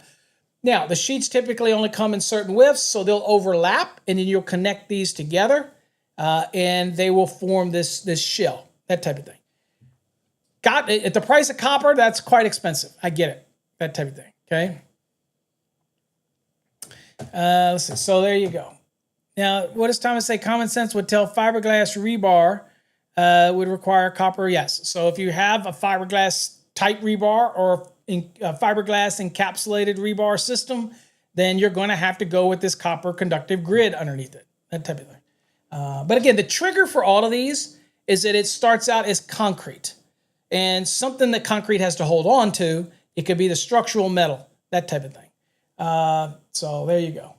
Now, you could have concrete that maybe is, I don't know, any type of forming. I'm not a pool builder expert, but some type of forming the shell that is non-conductive, but it's concrete, so you have a choice. You either use structural reinforced steel or you use the copper grid underneath it. That type of scenario, because you're not going to be able to use it concrete. It's kind of like a UFR in a sense, whereas the UFR is very specific. It has the rebar or a 4-gauge copper encapsulated in it, and they together formulate a concrete encased electrode. So here, to be a conductive pool shell, you have those elements. Okay? So what about those concrete block ones that are painted? They might not have any type of structural reinforcing steel in it, but they're concrete block, they're painted or plastered, they are a conductive pool shell. So what does that mean they're going to have? They're going to have this copper grid. Okay? That type of thing. Right? So those are your two options in order to get you a conductive pool shell. Okay. Oh, and also, so there you go. So that's we missed one. So let's do the last one. So that's a 12 by 12 grid. Okay, basic checkerboard. And then lastly, it says be secured within or under the pool no more than 6 inches from the outer contour of the pool. So it's either up against the pool, but it can't be more than 6 inches outside the perimeter of the pool. So this is an example right here of the rebar being used. And there's your wet niche over here. Looks like a wet niche, possibly right here. So all this right could be something else, but yeah, no, this right here, this see this right here? This looks like this is a no niche right here. Okay, coming up. And it might have a mounting bracket on it that mounts over to right here, the brackets or whatever. I don't know. But anyway, this typically looks like a no niche. All right, so at any rate, this is all that concrete. I mean, this is where you're going to have the rebar, and it's all concrete, right? And this is all in the pour. So this is not a problem. But if it's the copper mesh, then again, it has to be within 6 inches of the pour. Okay, so it would be underneath it, or it could be in it. Okay, we don't have a problem with it putting it in it as well. All right, but that's a good example of a pool, and you see the contour. Okay. All right, let's get back to where we're at. All right, so that's that. And I don't know what the commentary is any good. Let's see here. Encapsulated reinforced steel does not provide the conductive necessary to establish the required common bonding grid around the contour of a conductive pool shell. Right? That's what it's saying. Because like Tom said, maybe like fiberglass type. It says, therefore, a bonding connection to the encapsulated reinforced steel, such as epoxy-coated rebar, is not required. So you don't have to bond to the rebar because it's not a conductive pool shell. However, a copper grid around the contour of the conductive pool shell must be provided and constructed as prescribed in 680.26b1b. That's what we talked about in that 4 criteria. Okay? All right. So there you go, right there. All right, perimeter surface. Everything else gets pretty easy, but the perimeter surface, this one has, as you can see, all this gray, and you can see down here, all of this kind of tanned out. It just kind of, it went kind of crazy for that perimeter. All right, so let's establish what we're dealing with. What is a perimeter surface requirement? Okay, so this is around the perimeter. So we've already established conductive pool shell. You may or may not have one. Maybe a vinyl pool. It may be a fiberglass pool, and you don't have a conductive pool shell. Okay, or you may have one. Now, what about the perimeter around the pool?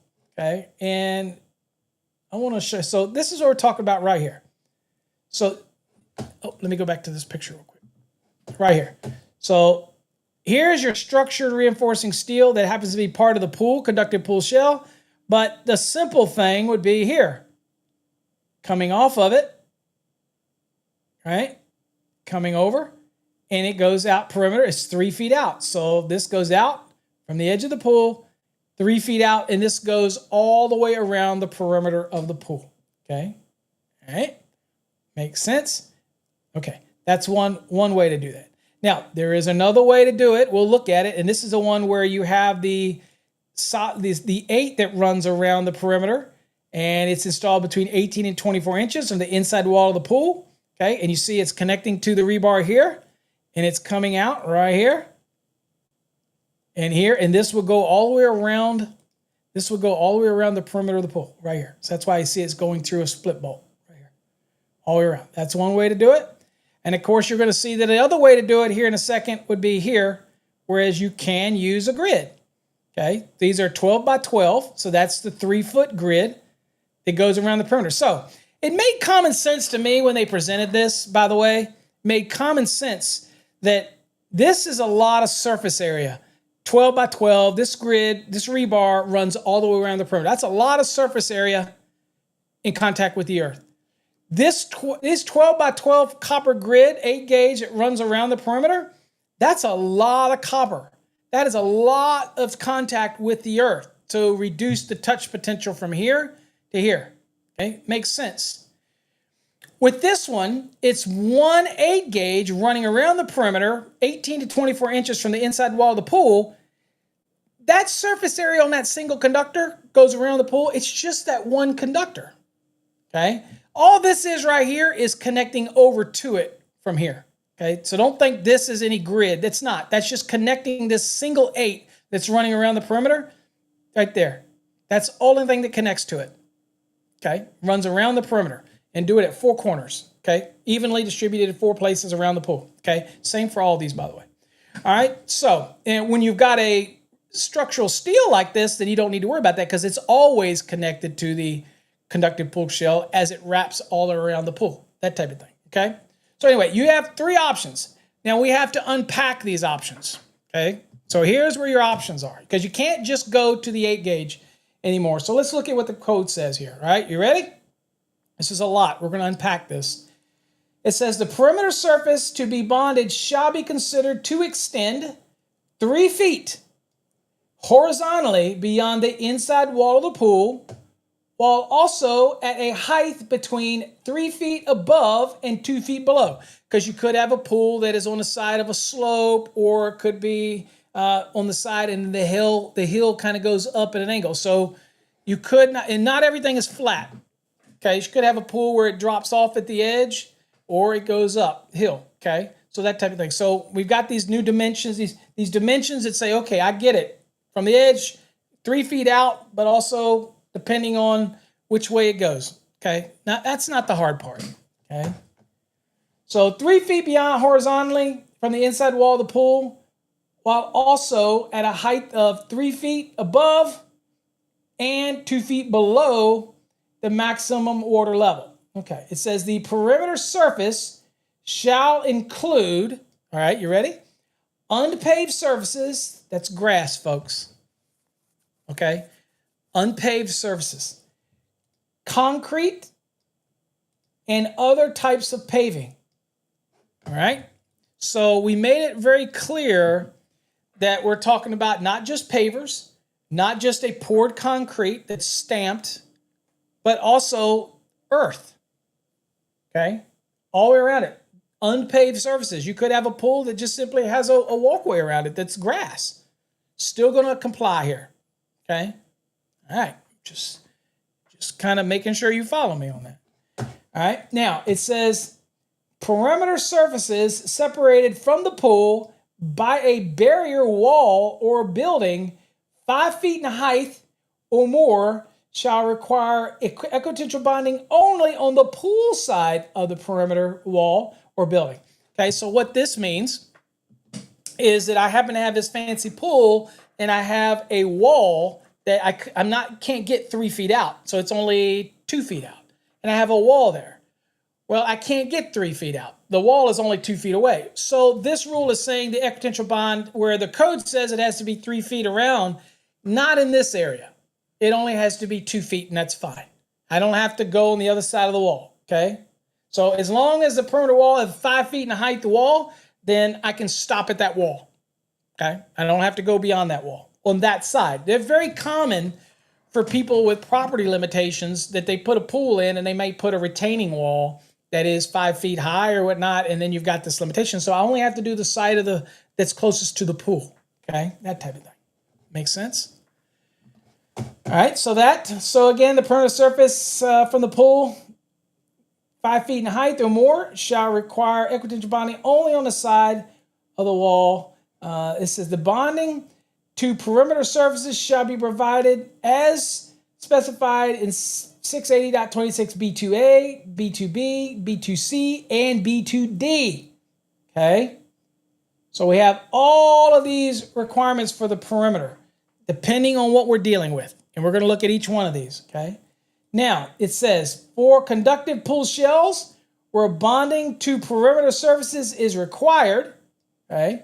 It says, it shall be attached to the pool reinforcing steel or that copper grid, whichever you have on a conductive pool shell, whichever you have, at a minimum of 4 points uniformly spaced around the perimeter of the pool, okay?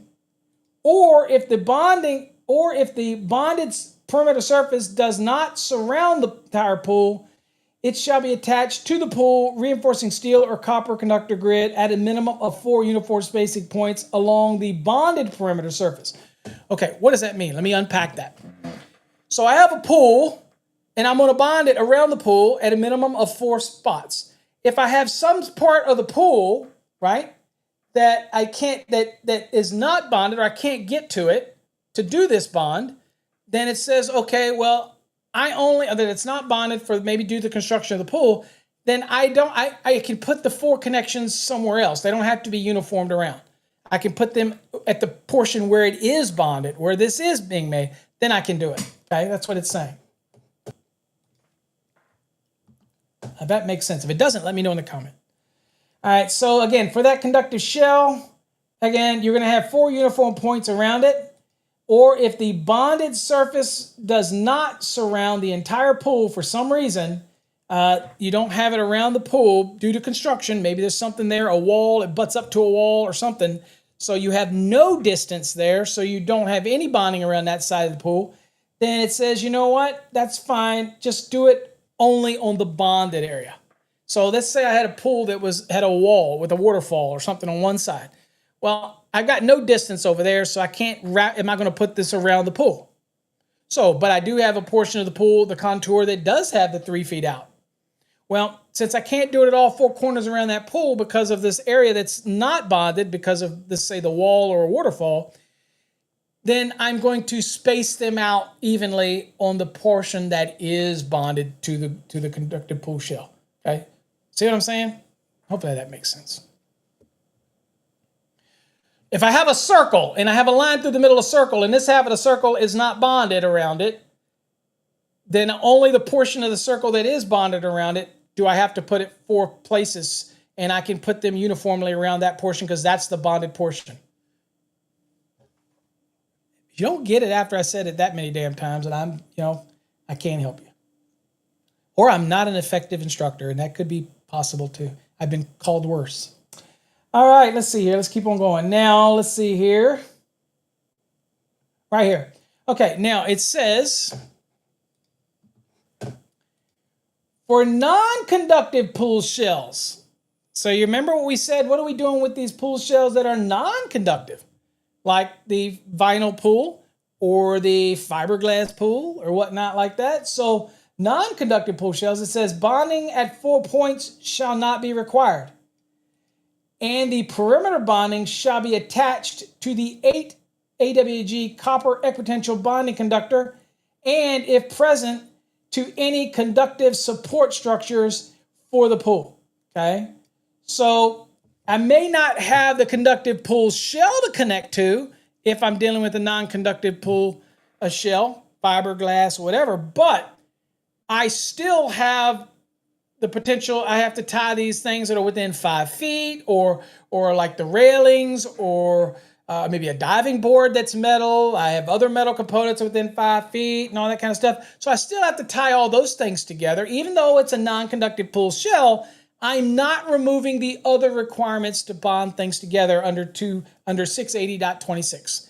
Okay? I'm not ignoring any of that. I still have to do it. So don't think you get a free pass just because you're doing a non-conductive pool shell. Not when it comes to the perimeter bond. Okay? That's what it's talking about. Let's see here. All right, so now let's get into each one of these.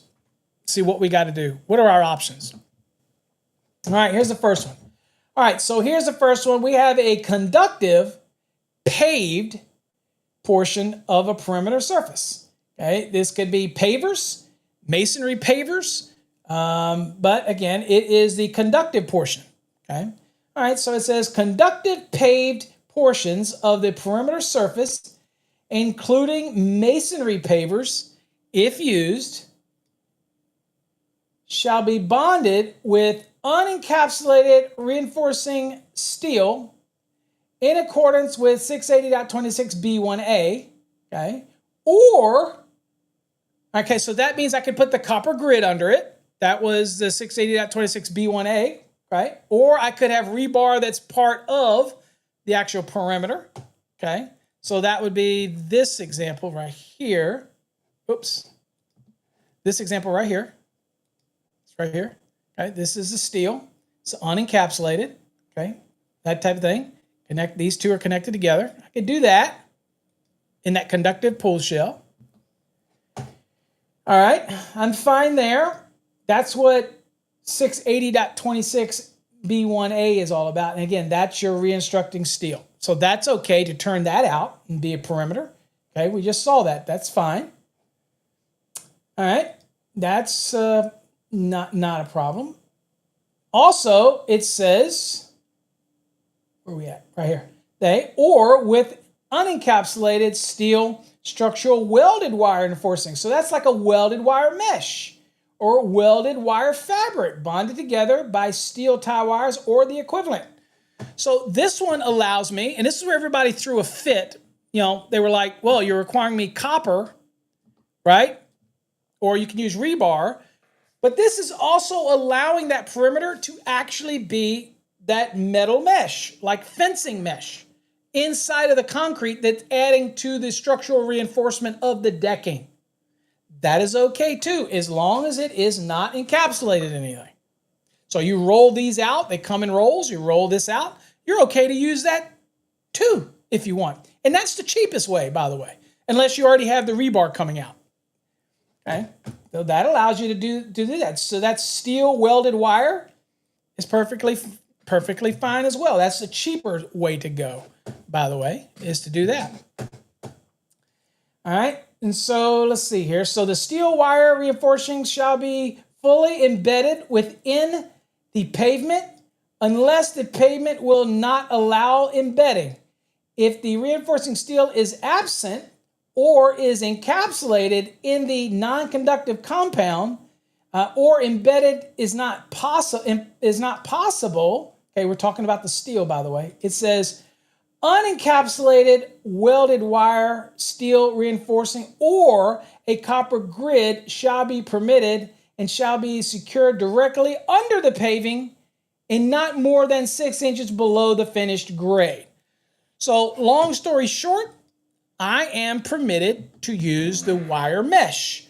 Roll it out. Typically, it's very common in fence applications. Now, when you do use the wire mesh, you still got to have certain criteria for that. Okay, so we're going to look at that here, but that's the cheaper way to go.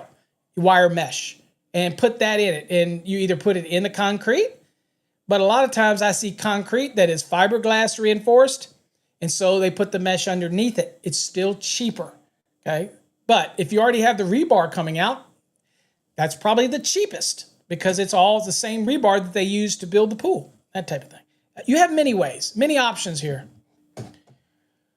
All right, now, here's what it says right here. It says unencapsulated steel welded wire reinforcement that is not fully embedded in concrete, so it's not in the concrete. Okay, it's not embedded. Typically, I would embed it in the concrete because it's adding actual reinforcing to the actual decking. It says, and the copper grid, regardless of the location, where used for equipment equipotential bonding, shall be listed for corrosion resistance and mechanical performance. So either one of these. So this says and, so it's either one. So typically, most of the fencing you buy is going to be like a galvanized type of steel or have some type of protective coating on it from corrosion, okay? All right, now it says this listing requirement, and again, this is for things like that steel wired mesh.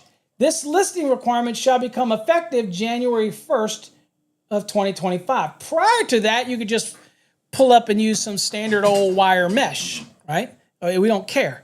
But as of January 1st, then you can't, right? It has got to be listed and evaluated and say, okay, well, it's evaluated for corrosion, for protection from corrosion and things like that. We're not talking listed for use with pools. We're saying it has to be evaluated for the location or corrosion resistance that you'll be using it, okay?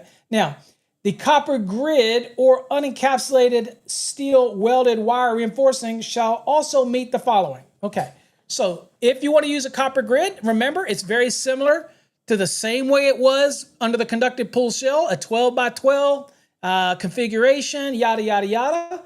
If you want to use that, and they make that in rolls that are 3 feet that you can just roll down around your perimeter if you want. Copper grid is constructed of 8 AWG solid bare copper and arranged in accordance with 680.26B1B3, and that is your 12 by 12 configuration. The steel welded wire reinforcing mesh is a minimum ASTM 6x6, okay, or minimum number 3 rebar constructed in a 12-inch grid. So I can use the welded wire reinforcing mesh It's got to meet the ASTM 6x6, or I can just use a minimum number 3 rebar, and that is constructed in a 12x12 grid, okay? So it just overlaps and makes the same type of grid as the copper would make, okay? It says the copper grid and the steel welded wire reinforcement follow the contour of the perimeter surface, extend not less than 3 feet horizontally beyond the inside wall of the pool. Okay, so remember what we're talking about. We're talking about for conductive paved portions of the perimeter surface. So if you got paving or that type of thing, a concrete around your perimeter of your pool, you've got 2 choices here. Notice something. Notice something, folks. In these choices, you no longer have the choice to use the solid 8. Many people are going to lose sight of that. You no longer have that allowance for this application, okay? Now I'm going to put rebar, and I want to make a 12x12 grid and run it around, or I'm going to use the copper mesh, or I'm going to use copper and make a 12x12 grid of this copper, usually buy it in a 3-foot roll it around the perimeter of the pool, be done. Or I'm going to use unencapsulated steel wire mesh that meets that ASTM 6 standard, or the ASTM standard 6x6. I'm not really familiar with that standard, but anyway. So in that scenario, if I've got that, then I have to make sure that it comes out from the inside edge of the pool 3 feet all the way around. Whether I use the mesh, or I use the copper grid, or I use the rebar, it's got to come out 3 feet. Okay. All right, let's go back. All right. Also, only listed splicing devices or exothermic welding shall be used in that scenario. So listed splicing devices, you have to use either listed splicing devices, or you could exothermic weld this if you wanted, that type of thing. And also, most of the stuff that you get in 250.8 for grounding and bonding is going to be okay. Also, that fencing, I guess, see this down here? You have this informational notes. Notice this ASTM A615 is a standard specification for deformed and plain carbon steel bare for concrete reinforcement. You got that. Let's see. In here, you've got ASTM A1064. Is the standard specification for carbon steel wire and welded wire reinforcement. Okay, so you have all these. So this is good. And again, here you see typically zinc coated steel welded wire reinforcement. Okay, that's to go in and keep your concrete from cracking, and it adds strength and stability. So those are neat to have. That's a good example of an informational note telling you where you may need to go and where you can go to look at these. And the mesh that you get will probably have this ASTM standard stamped to it. Right? All right, so let's move on now. What about unpaved portions of the perimeter? Okay, so unpaved portions of the perimeter surface shall be bonded with any of the following methods. Okay, unpaved portion, grass, mulch, all those things that are unpaved. So what does it say here? It says, okay, well, copper conductors shall meet the following. It says a minimum of at least one minimum 8 gauge bare solid copper conductor, including the 8 AWG copper equipotential bonding conductor if available. It says the conductors follow the contour of the perimeter. Okay, you're wrapping it around the perimeter. Only listed splicing devices or exothermic welding can be used. By the way, there's plenty of these listed split bolts that can be used to interconnect these type of things. It says the conductors is located within 18 to 24 inches from the inside wall of the pool, so you're following it around the perimeter. It says the conductor is under the unpaved portion of the perimeter surface, 4 to 6 inches below finished grade, so you're burying it below the unpaved surface, 4 to 6 inches. Okay, obviously you're just going to dig it down in the earth, so it's got to be 4 to 6 inches down. And it says be installed only in perimeter surfaces not intended to have direct access to the swimmers in the pool. So this type of area would only allowed for this installation on the perimeter surfaces that are, again, not intended for people to go in and out, the direct access, like the stairs or the ladders or all that kind of stuff. That's the direct access, not indirect, but the direct access to the pool, okay? So like down ladders, downstairs, and all that kind of stuff. Anywhere else is not a problem. But again, the direct access would be intentionally putting things like stairs and ladders and all that. That would be more of a direct access, okay? So that's why they say it direct access, okay? All right, next, you'll notice, so you can use the wire, okay? Again, unpaved surfaces. And then it says, or I can use the copper grid or the unencapsulated steel welded reinforcement used for equipotential bonding for unpaved portions of perimeter surfaces shall meet the following. Again, follow the rules that we just looked at before. Same thing for that steel or the copper grid. Same rules right here. I'll click on it so you can see it. Same rules we just covered for the conductive portion. Same thing we just went through right here. Got to follow all of that at your choice, okay?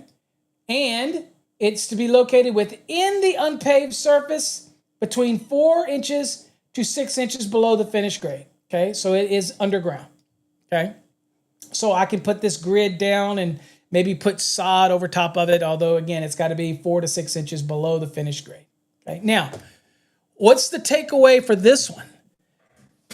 This only allows you to use that 8 gauge around the perimeter in the areas that are not direct access, which is going to make it a pain in the butt because you may have to change over from the wire to a grid in those portions where you have direct access and then transition back to the wire, the solid single wire around it. Pain in the butt. But this only applies where? This only applies to unpaved surfaces. So you're not allowed under paved surfaces, at least so far, for conductive paved surfaces, you're not allowed to use the single 8 anymore around the perimeter. So that is no longer allowed. Unpaved surfaces, fine. Paved, conductive paved surfaces, not allowed anymore. Okay? Now, let's look at the non-conductive perimeter surfaces. Okay? What would that be?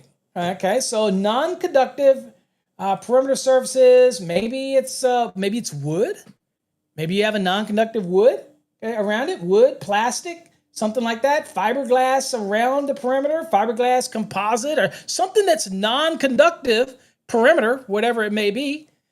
Here's what it says. It says, the equipotential bonding shall not be required for non-conductive portions of perimeter surfaces that are separated from earth or raised on non-conductive supports. Okay, so I'm not required if I have this equipotential bonding, I'm not required to do it if it's a non-conductive portion, say fiberglass or plastic or whatever is wrapping around the perimeter, okay? Or for some reason it's raised around the perimeter and it's raised and I'd be walking around the perimeter on a non-conductive support, let's say a decking or something like that. Okay, now it says, and it shall not be required for any perimeter surface that is electrically separated from the pool structure and raised on non-conductive supports above an equipotential bonding surface. Okay, and it reminds us here, it says non-conductive material included but are not limited to wood, plastic composition. I guess that would be like that tech boards or tech decking or something like that. Fiberglass or fiberglass composites, okay? So that's your conductive perimeter. So I'm not required to do really anything for this perimeter if my perimeter is a non-conductive surface around the perimeter, that type of thing. Now, D is saying, okay, what is D talking about? Now, this says interconnecting of bonded portions of perimeter surfaces, okay? What does that mean? All right, well, it says all surfaces where equipotential bonding is required. Remember I said it could be separated up. You could have an area that's around a pool that is not, okay? Have a good day, Tom. I could have a pool where part of it has the bonding grid requirement, and then there's portions that's not, but I might need to connect this portion that is bonding requirement to a portion that, past a portion that is not. So I have to connect these and all these together, right? How can I do that? And what's okay with the code to do that? Well, it says all surfaces where equipotential bonding is required shall be interconnected using listed splicing devices or exothermic welding. It says where copper wire is used for this purpose, in other words, you're taking one surface that's required to be bonding and extend it to another surface that's required to be bonding. You're connecting together. It says it shall be solid copper, not smaller than an 8. It says the conductor shall be permitted to encircle the pool to facilitate the bonding connections at portions of the perimeter covered in 680.26b2a and b2b that are not contiguous or contiguous. What does that mean? Okay. So what that means is if I've got a pool that's round and I have this area over here and I need to bond, and let's say I have two sides of this pool are not requiring any bonding because maybe there's no space between the pool and a wall, but the sides are, and I need to connect these two together, then the code is saying I can run an 8 gauge around the pool to connect this component around to connect this component, okay? Because they're not connected together. So this is basically telling me how I can interconnect these separate portions of your perimeter bond that's required to be connected together. And again, it's really similar to also using 8 to connect later all the other components that are required to be bonded to the equipotential bonding grid. You're typically going to use an 8 as well, okay? All right. The only difference in this one is that it's sitting there going, okay, if I'm running from here, I got to get all the way around to the other side, then I got to be careful. You got to be careful how I route it. But it lets me route it. I don't follow contour if I don't need to. I just do what I got to do to get from here to here. And it's going to allow me to run an 8 to be able to do that. Okay? All right. I don't know if there's any pictures. All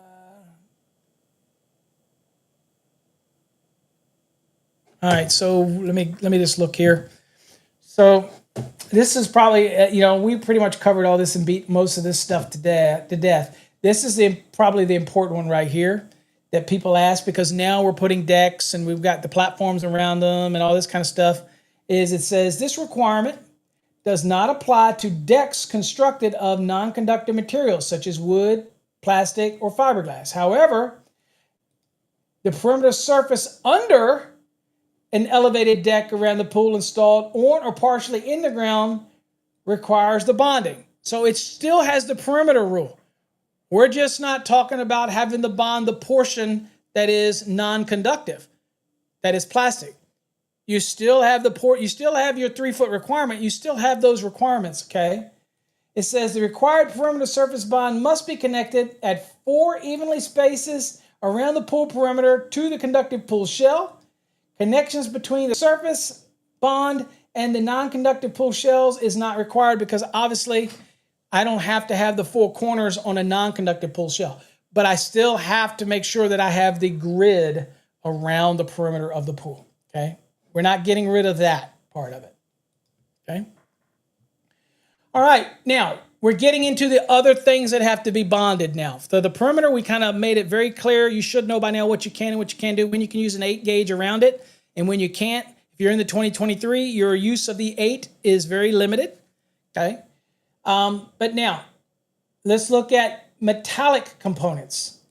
It says all metallic parts of the pool structure, including reinforcement metal not addressed in 680.26b1a, okay, shall be bonded. So this one, by the way, here is talking about all the rebar and stuff that's making up the perimeter of the pool, making up the pool shell. It says in addition to that. We're not talking about that. That's not what this is talking about. Okay, it's in addition to that. So this is talking about all that reinforcement. They all gets tied together with steel tie wires anyway. So that all gets bonded together. That's a no-brainer. Okay, now, but we're talking about all metal parts of the pool structure. It just happens to include that reinforcing metal not addressed in 680.26b1a. Okay, it says now, where reinforcing steel is encapsulated with a non-conductive compound, The reinforcing steel shall not be required to be bonded. So this says that, look, you could have some pieces or components in this conductive pull shell or a piece of equipment that's installed on it or some type of metal part that's part of the pull structure that is encapsulated. Well, obviously, if it's encapsulated, it does not have to be bonded. That goes without saying.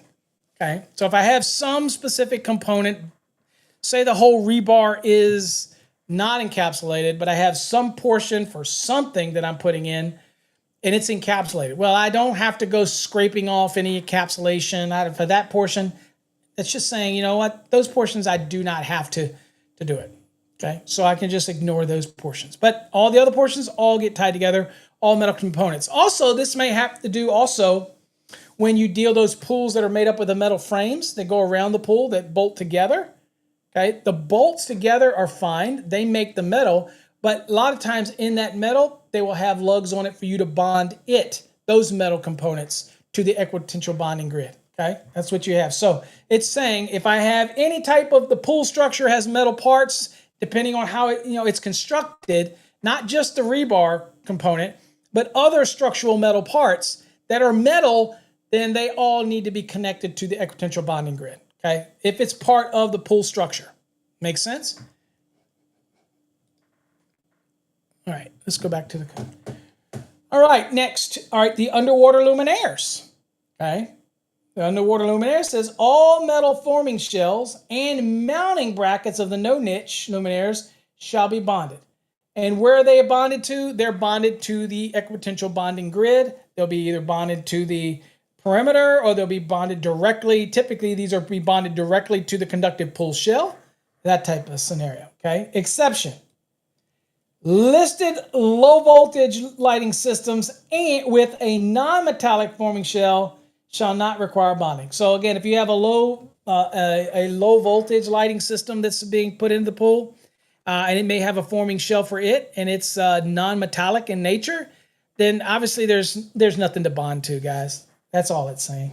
Now, I can promise you that there probably is, in some of these, there's going to be something that's built into the cord that goes down to it. But again, if it's a low voltage, it may not even have an equipment ground running with it, depending on the system. But this is just saying, you know what, I don't need to connect to it. And this will be a no-brainer because it's a non-metallic forming shell. What the hell are you going to bond? Next, metal fittings. So all metal fittings within or attached to the pool structure shall be bonded. So metal fittings that are in the pool, in the water, okay, attached to, all these metal fittings have to be bonded. But we have some size stuff because it doesn't mean that I'm going to go around and try to connect all these damn little metal fittings that are all over a freaking pool, okay? It's too many places. So what does it say? All right, all metal fittings within or attached to the pool structure shall be bonded, okay, except the following shall not be required to be bonding. All right, the first one says isolated parts that are not over 4 inches in any direction, the dimension, and do not penetrate into the pool structure more than 1 inch. So if I have any piece, any component that is not over 4 inches in any dimension, okay, and it does not penetrate into the water more than 1 inch, I ain't got to bond it. Okay, it's just one little isolated component, metal piece. I don't need to bond. What's the odds of it getting? I don't need to bond it. Okay, don't need to do that. Makes sense, right? The next says, well, what about if I have pool covers? And you have metallic pool cover anchors intended for insertion in the concrete or masonry deck surface. It says 1 inch or less in any dimension and 2 inches or less in length, they do not need to be bonded, okay? So you don't need to bond these if they're pool attachments and they insert into the concrete or masonry deck surface, all right? And they are 1 inch or less in any dimension and 2 inches or less in the length, okay? So they insert down into the decking system. So if I have something that's designed to hold my pool cover on, it inserts down and it's metal and it goes down into the decking, into the concrete deck or the masonry decking. Look, I don't have to bond. These are going to be all around the pool. I'm not even sure how you would bond these. But the manufacturers know this when they make these. You get them for holding down the pool cover. You buy the cover, they probably come with them, or you can buy them. Again, if they intend to insert into the concrete or the decking or conductive decking, and they are, what does it say? It says if it is 1 inch or less, or the length of it is not more than 2 inches, then guess what? You ain't got to bond those little pieces. Okay. I don't know how I really don't know how you would. I've heard horror stories where inspectors have said, I need you to bond every one of these attachments. And I just hope that doesn't happen to you, because I don't know how you explain to them, here's what the code says, right? Next 3, it says metallic pool cover anchors, okay, intended for insertion into wood or composite decking. Okay, so this is for concrete and masonry decking, but if you had a wood or some type of composite deck, let's say like that tech deck, tech decking or whatever it's called, okay, then it says, well, these anchors for insertion into the wood, okay, it says 2 inches or less in any flange dimension and 2 inches or less in any length. I don't have to screw with it. I'm not going to bond these, okay? It says I don't need to mess with that. Okay, so typically the manufacturers know better. Now, if you go rigging something up yourself, you start creating something and you exceed these dimensions, and then somebody will come along and say, dude, I'm gonna need you to bond these. So I would go with the ones that are provided by the manufacturer of the pool cover. That way they're probably going to conform to this, and there's no way that I want to think about bonding all these damn connections, these clamps. Ain't no damn way I want to do that. Okay. All right, let's go back. All right, let's talk about electrical equipment. Okay, so this is a 2023 code, by the way. So again, you see it looks a little different. It says metal parts of the following electrical equipment shall be bonded. So this is a requirement for things that are electrical equipment that's being installed to the pool, whether it's a pool cover, whether it's something part of the pool circulation or heating or cooling or dehumidification equipment or water circulation. If it's involved with the pool, then it's electrical equipment. And here's what it says. The metal parts of the following electrical equipment shall be bonded. Number 1, electrically powered pool covers. So you got that little motor, that little thing that does that's going to be required for you to actually bond to the equipotential bonding grid. Pool water circulation, treatment, heating, cooling, or dehumidification equipment, like circulating pumps, okay, the pump circulation. It doesn't matter proximity at this point. It says that, hey, you're going to bond that pool water circulation pump or maybe chemical treatment pump or something like, you're going to bond these things to the equipotential bonding grid. There's no ifs, ands, or buts. There's no argue about whether or not it can come energized. No, you are going to bond it to the equipotential bonding grid. No ifs, ands, or buts.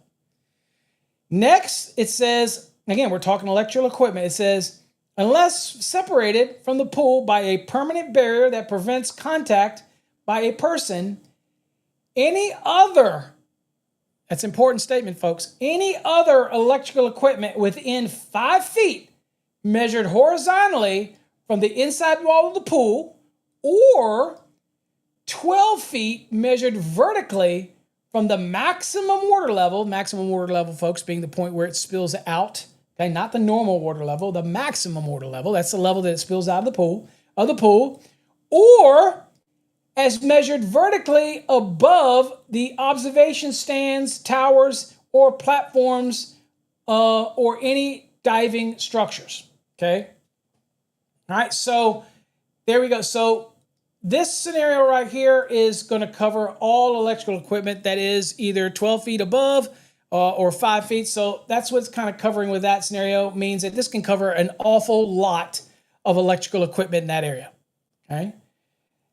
Now, we do have exceptions. And the exception is to bond the system to the equipotential bonding grid. We have an exception, right? So what does this exception mean? You heard me talk about this earlier. So the exception says, look, metal parts of listed equipment that's incorporating an approved system of double insulation shall not be bonded. So they do make, and here you see immediately it talks about double insulated pool pump motors. So for pools, you can get double insulated pool pump motors. Yes, it means any electrical equipment. That's what it says. That's what it says at the very beginning. It says electrical equipment, period. Doesn't say it's, So that's the one that's going to be covered in 3.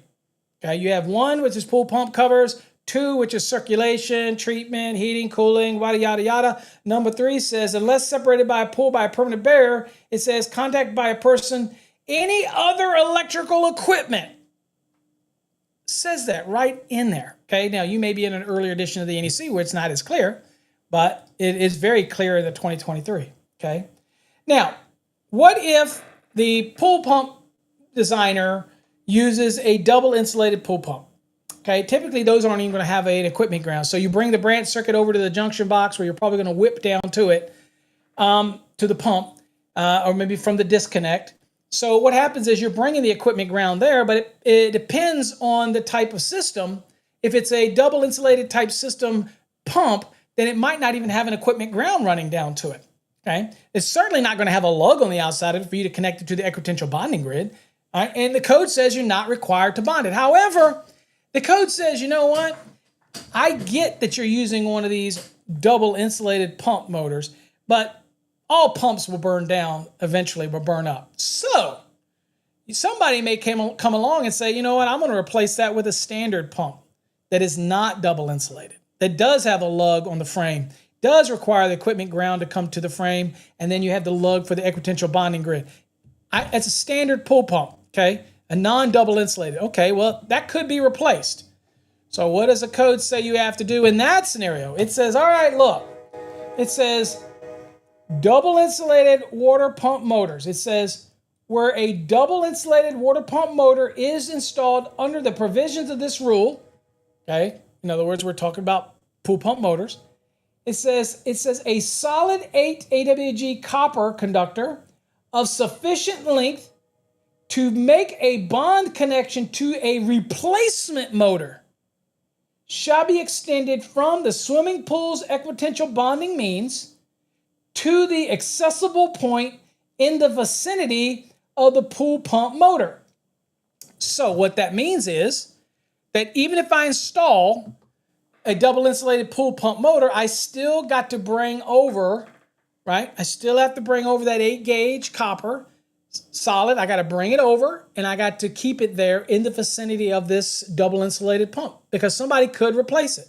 So I got to make sure that it is long enough so that if they replace that motor with a regular non-double insulated, that my conductor is long enough. So that's what it's saying. So that's what it's saying. So got to be there, okay, regardless of whether or not it's a double insulated pool pump. Now it says where there is no connection. Now here's the part that confuses people right here. It says where there is no connection between the swimming pool's equipotential bonding means and the equipment grounding system of the premise, this bonding conductor shall be connected to the equipment grounding conductor of the motor circuit. That is the line that causes people to be confused. And they say, well, what do you mean if no connection between the equipotential bonding grid and the equipment grounding system exists? Because everybody's used to reading in a code that says, you know what, that bonding grid doesn't have to be brought to a panel. But people forget that you may have another piece of equipment on this premise that runs, that's supplying something at the pool. And it may have been bonded to, like a heat pump frame, okay? And you are required to bond it, right? Because it's with 5 feet, and the circuit that maybe is running to it has an equipment ground running to it. It connects on the equipment, and then you bond the metal frame, then guess what? They are indirectly intimate. Now, you didn't do it directly. I mean, I didn't take the equipment ground and connect it directly to the equipotential bonding grid. It's being done through the equipment, so that's indirectly connected, okay? I didn't run something intentionally back to the panel, but they are intimate with each other. Now, if you look at your pool and you say, wait a minute, the only electrical power that runs to my pool is this pump. Okay, there's no other potential connection between the grounding system of the premise and this direct connection or even indirect connection with this equipotential bonding grid. then there is no connection between them. And if there is no connection between the premises grounding system and the equipotential bonding grid, in this installation, you have to manually connect that 8 to the equipment ground that you ran with that pump motor circuit, brand circuit. You just connect them together in the junction box, and that's it. Now, what happens if somebody comes along later and replaces that double insulated pool pump? They're going to go into that box. They're going to take the number 8 from the equipotential bonding grid. They're going to take it apart from the equipment ground. They're now going to use that equipment ground on the replacement motor that has an equipment ground terminal. And then they're going to take that 8 gauge and take it where it was intended originally, and that is to the lug that's for the equipotential bonding on the frame of the motor. And then you're back to the normal application. And you do have an intimate connection between the equipment grounding system and the equipotential bonding grid through that connection through that piece of equipment. And you may or may not have other pieces of equipment like that. But if you have a pool that has nothing but one pump motor, and you have poles or rods or fence, a metal fence within 5 feet, or a metal awning, if you have all that and you're got to bond it, but you may have nothing that has an electrical source to it, then there is no connection between the equipotential bonding grid and all of the things that you're connecting together. There is no connection between that and the grounding system of the premise, unless it's through a piece of equipment that mutually has both power and an equipment ground, and you're taking the equipotential bonding. Then they are intimate to each other through those connections through that equipment. If you don't believe me, test the equipment ground and the actual equipotential bonding lug on a motor that's not double insulated, and you'll see that they will ring out, okay? They are intimately connected, just not directly connected, okay? So that's what it means when it talks about that connection. So you just got to do your due diligence to see, is there anywhere else that I'm running power to anything for this pool, right?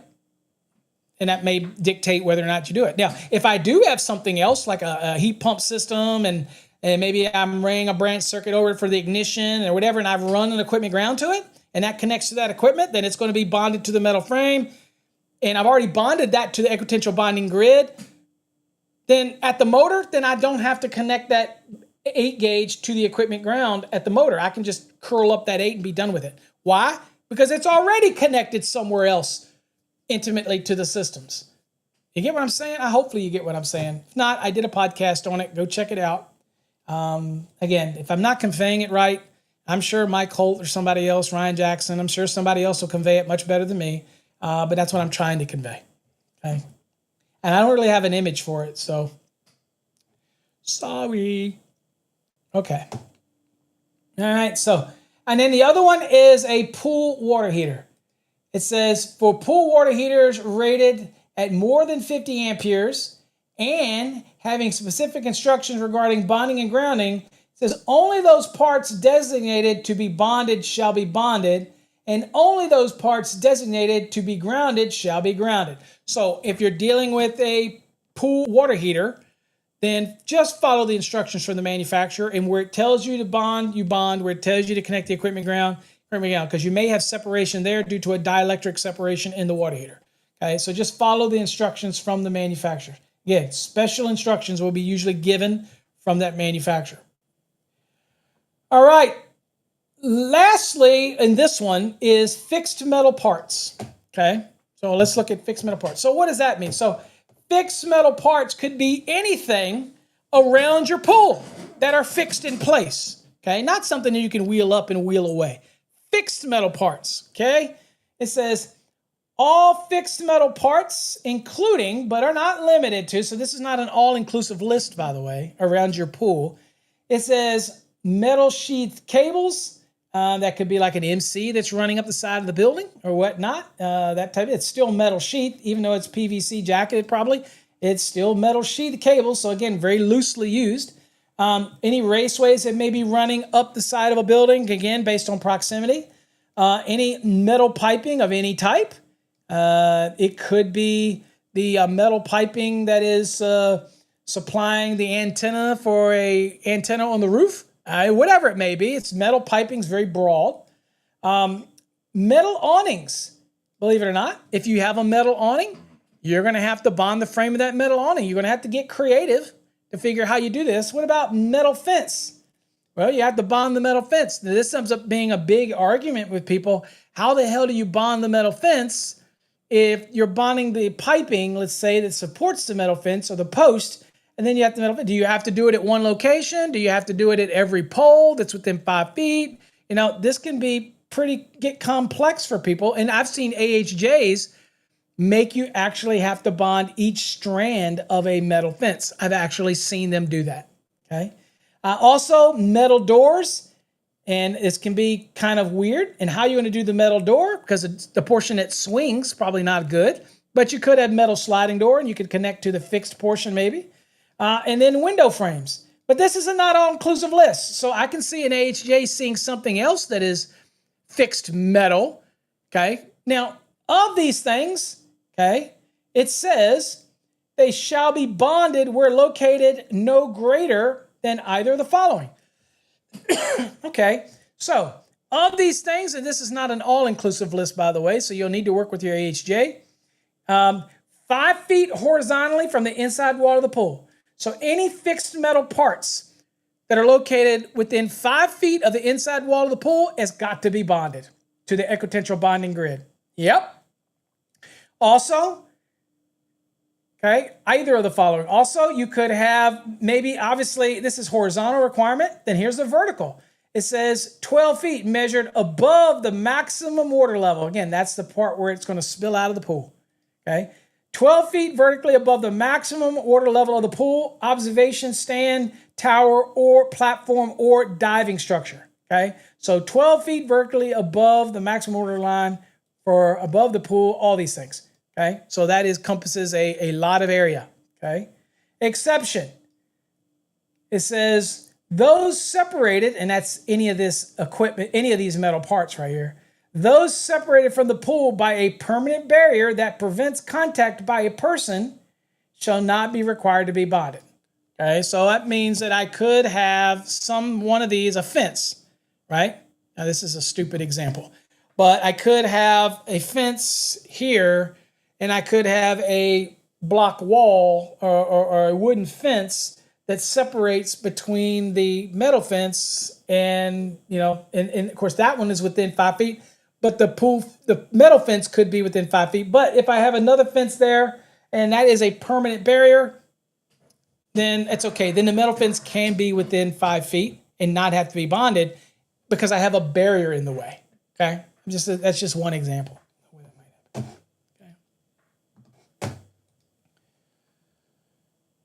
Let's see here. I was just hoping that there would be another image other than this one. It's not a great image.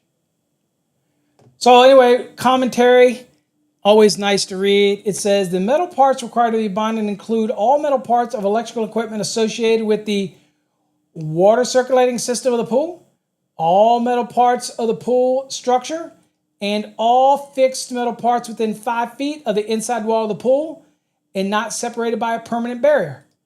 The bonding of these parts can be accomplished by more than one of the following methods using solid 8-gauge or larger if you want. I make wiring cables, so if you want to go larger, hey, knock yourself out. Copper conductor that is insulated, covered, or bare. Remember, we're not talking about the grid. We're talking about interconnecting all these things. So the perimeter and the grids that we make, they have to be bare because they're making up the grid. The interconnections of all these things, that does not have to be bare. It can be bare, but it could be insulated. It doesn't have to be because you're just connecting pieces together, okay? So again, that's another distinct difference that people have. They'll see, I've seen inspectors say the pool grid, they'll put in, let's say, the perimeter grid, and they'll connect it to the conductive pool shell, and then they'll have a motor, and then they'll run an insulated, for whatever reason, an insulated black all the way over 8-gauge, all the way over to the motor, and an inspector will turn them down. And they'll go, no, that needs to be bare 8. That is not true. That is a jumper that's connecting components to the equipotential bonding grid. Okay, that's it. That conductor is just putting it at the same potential. Okay, it is not required to be bare. Okay, it could be. Okay, you're buying enough bare anyway. Might as well go full bore. But It doesn't have to be. That's something that I like to get people to take away. Okay. Let's see. The bonding of these parts can be accomplished by one or more. Okay, so we can be connecting the parts directly to each other in series or in parallel configurations. So I could just be looping these things together, right? Y'all saw that picture I showed you earlier, right? Let's see here. Let me see if I can show that picture right here. I could be connecting all of these and looping through them, or I can do them in parallel and I can run from let's say the equipotential binding grid, and I can connect out with these jumpers to all these different things. Either way is fine. If I want to loop it through everything, that's fine. If I want to connect it out like a star pattern, that type of thing, parallel, that's fine as well. I've got many options that I can do here, okay? That type of scenario. Okay, it's up to you. Also, it would go without saying, again, this is just commentary, but it says the connection of the parts of the unencapsulated structural metal form of the shell. Again, this is typically connecting with wires and steel ties and things like that. Connecting the parts of the pool shell constructed of bolts, welded steel as the common connection points. They'll typically take the rebar and connect it with steel tie wires. Here, connecting the parts of the perimeter bonded grid consisting of either the structural metal, okay, whether it's rebar or welded mesh, or a solid 8 copper, if you have that allowance, that's encircling the perimeter, okay? If you're doing that, I can pretty much use any connector that is listed for grounding and bonding in that application. And direct burial, I wouldn't have any problem with that type of thing, okay? All right. Lastly, on today's episode, we're going to talk about the pool water, okay? The bonding or the concept of the pool water, what you have to do with the pool water, okay? All right, so let's get back here to the lesson, and I'll just read this to you. We're almost at the end, folks. All right, pool water. 680.26c says pool water contains dissolved chemicals that are conductive to some extent. Some pools are made of fiberglass, non-conductive, and some have insulating vinyl liners. Both of those would be non-conductive, right? And let's see if I can zoom in a little bit better on this for you guys. There, okay? Now, it says where there is no metal parts in contact with the water, there still is a need to bond the water to the perimeter decking or the perimeter equipotential bonding grid, okay? So, or to the equipotential bonding grid in itself, okay? Still required. Again, this is to help reduce voltage gradients between the pool water and the perimeter decking, okay? For this situation, we cover 680.26c, and this is exactly how it reads in the NEC. So we'll stick here. It says, pool water. It says where none of the bonding parts is specified in 680.26b1 through b7 are in direct contact with the pool water. It says the pool water shall be in direct contact with an approved corrosive resistant conductive surface that exposes not less than 9 square inches of surface area to the pool water at all times. At all times. Okay? So it says the conductive surface shall be located where it is not exposed to physical damage or dislodgement during usual pool activities. Means you can't just knock it loose or something like that. And it shall be bonded in accordance with 680.26. So that means it just has to be bonded to what? The equipotential bonding grid. Okay, so that pool water has to be bonded. All right. Now, the commentary ends up being the best one to show for this, because right here it says that bonding, such as ladders, rails, underwater luminaires, typically has enough surface area on it. You remember that luminaire wet niche is being connected to the equipotential bonding grid. So that is in direct contact with the water, and it typically would provide the required surface area. It is not necessary to provide another conductive element. Here is one that people miss all the time. I have seen inspectors, okay, you with me? Check this out. I have seen inspectors require you to bond the pool water even when I had a conductive pool shell. Means I had the concrete and the rebar, and it is a conductive pool shell. It met the requirements of 680.26b1. It's a conductive pool shell. Obviously not vinyl pool and obviously not fiberglass. But it's concrete. It's got rebar. If it's got supporting steel, it's a conductive pool shell. Well, guess what? That does bond the water. So I don't have to do anything else. I have had inspectors say, oh, I need you to put some other ancillary component to bond that water. And my response to that is, I do not need to do that if I've got a conductive pool shell. Now, I do need to do that if I've got a non-conductive pool shell, but I may be able to use a ladder that goes down into the water. I may be able to use the niche that goes into the water if it has enough surface area and it's connected. I may be able to do that. Or I can buy separate devices that might mount in the circulating system of the water. It might mount in the skimmer and down near the bottom of the skimmer where it's always below the low level of the skimmer. I have other options, right? But don't tell me that I've got to bond the pool water if it's a conductive pool shell. It's already bonded. I don't have to do anything else. It's done. It is connected with the pool water because we've already determined that whether it's plaster, whether it's painted, whether it's sprayed on, whether it's block, that it is considered a conductive pool shell. If that's the case, it is in contact with the water. In fact, there's a hell of a lot of surface area, way more than 9 square inches. So again, anybody that makes you put something additional to it, no, fight back. Fight back. Now, if I got a fiberglass pool and I got a fiberglass ladder, right? And typically I might have, I'm just saying, usually those are going to have a situation where they have, let's say, some type of no niche or a through the wall niche, okay, or something like that. Then they might sit there and say, oh, I need something extra. Or the luminaire is a total non-metallic, it's all plastic and everything like that. They may say, I want something extra to bond this water. Well, that makes sense. And they do make listed products that you can use to bond the water, okay? And people say, how in the world do I bond the water? I say, you just put a lug on it. That's all. All right, folks, that's a lot of info. I don't expect you to take it all. I only covered the surface of it. Obviously, we can get much deeper than this, but I just wanted to give you the knowledge to be able to go out there and be informed if you're dealing with swimming pools, if you're dealing with the equipotential bonding grid.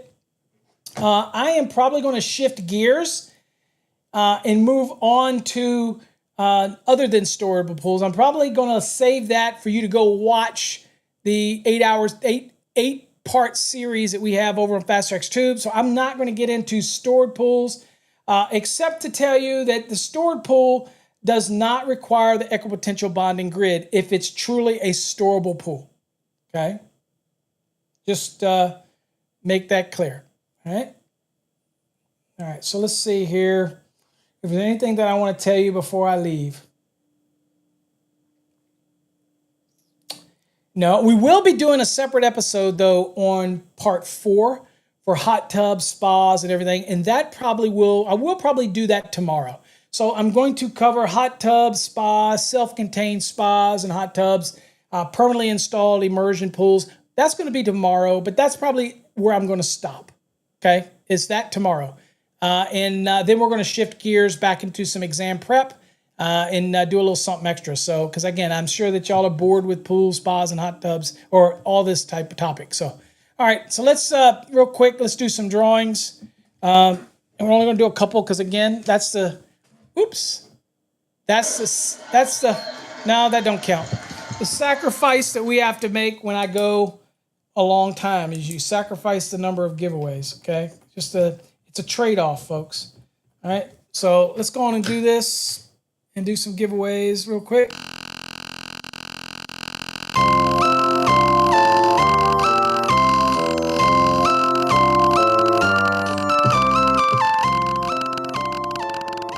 I'm surprised that there's still 32 of you here, 2 hours, almost 3 hours into it.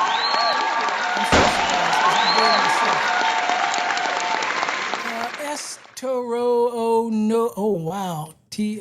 God, that's a long name. I'm sure I'm not going to get it right. You see who you are. You're registered for the drawing for Trade Hog. Okay. So that is a artificial intelligence tool we use to help us find things or explain things in the field as a contractor or as an electrician, plumber, mechanical, whatever. That's Trade Hog. You can try it out for free. Go to tradehog.net, .com, or .org. It really doesn't matter. All right, let's go to the next one.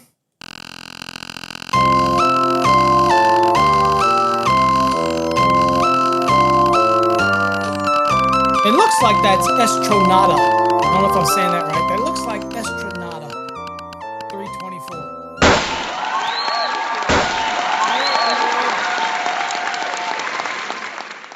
Boy, I don't know if this is a pattern for when you pick one, what this thing's going to do, but there you go. You're also registered for Trade Hog.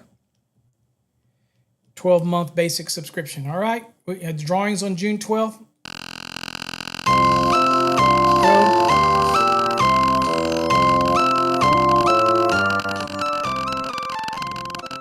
No lunch for me. Yeah, no lunch today. Certainly no lunch.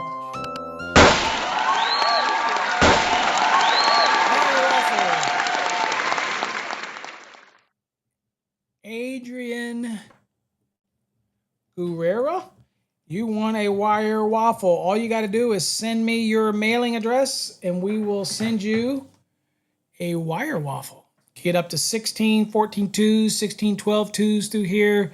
It helps the issue of the violation of 312.5C where you can't bring all those cables through one TA or single knockout. This kind of makes that, kind of compliant, right? Okay. All right, so just send me your address and let me know you won the wire waffle. Okay.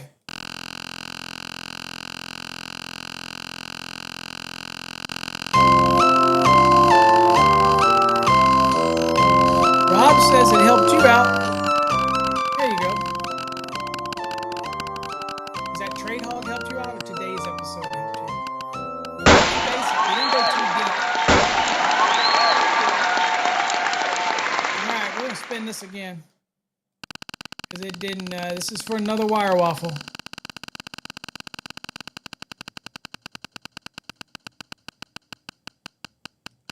I'm seeing a pattern here for this wheel. All right, Rob.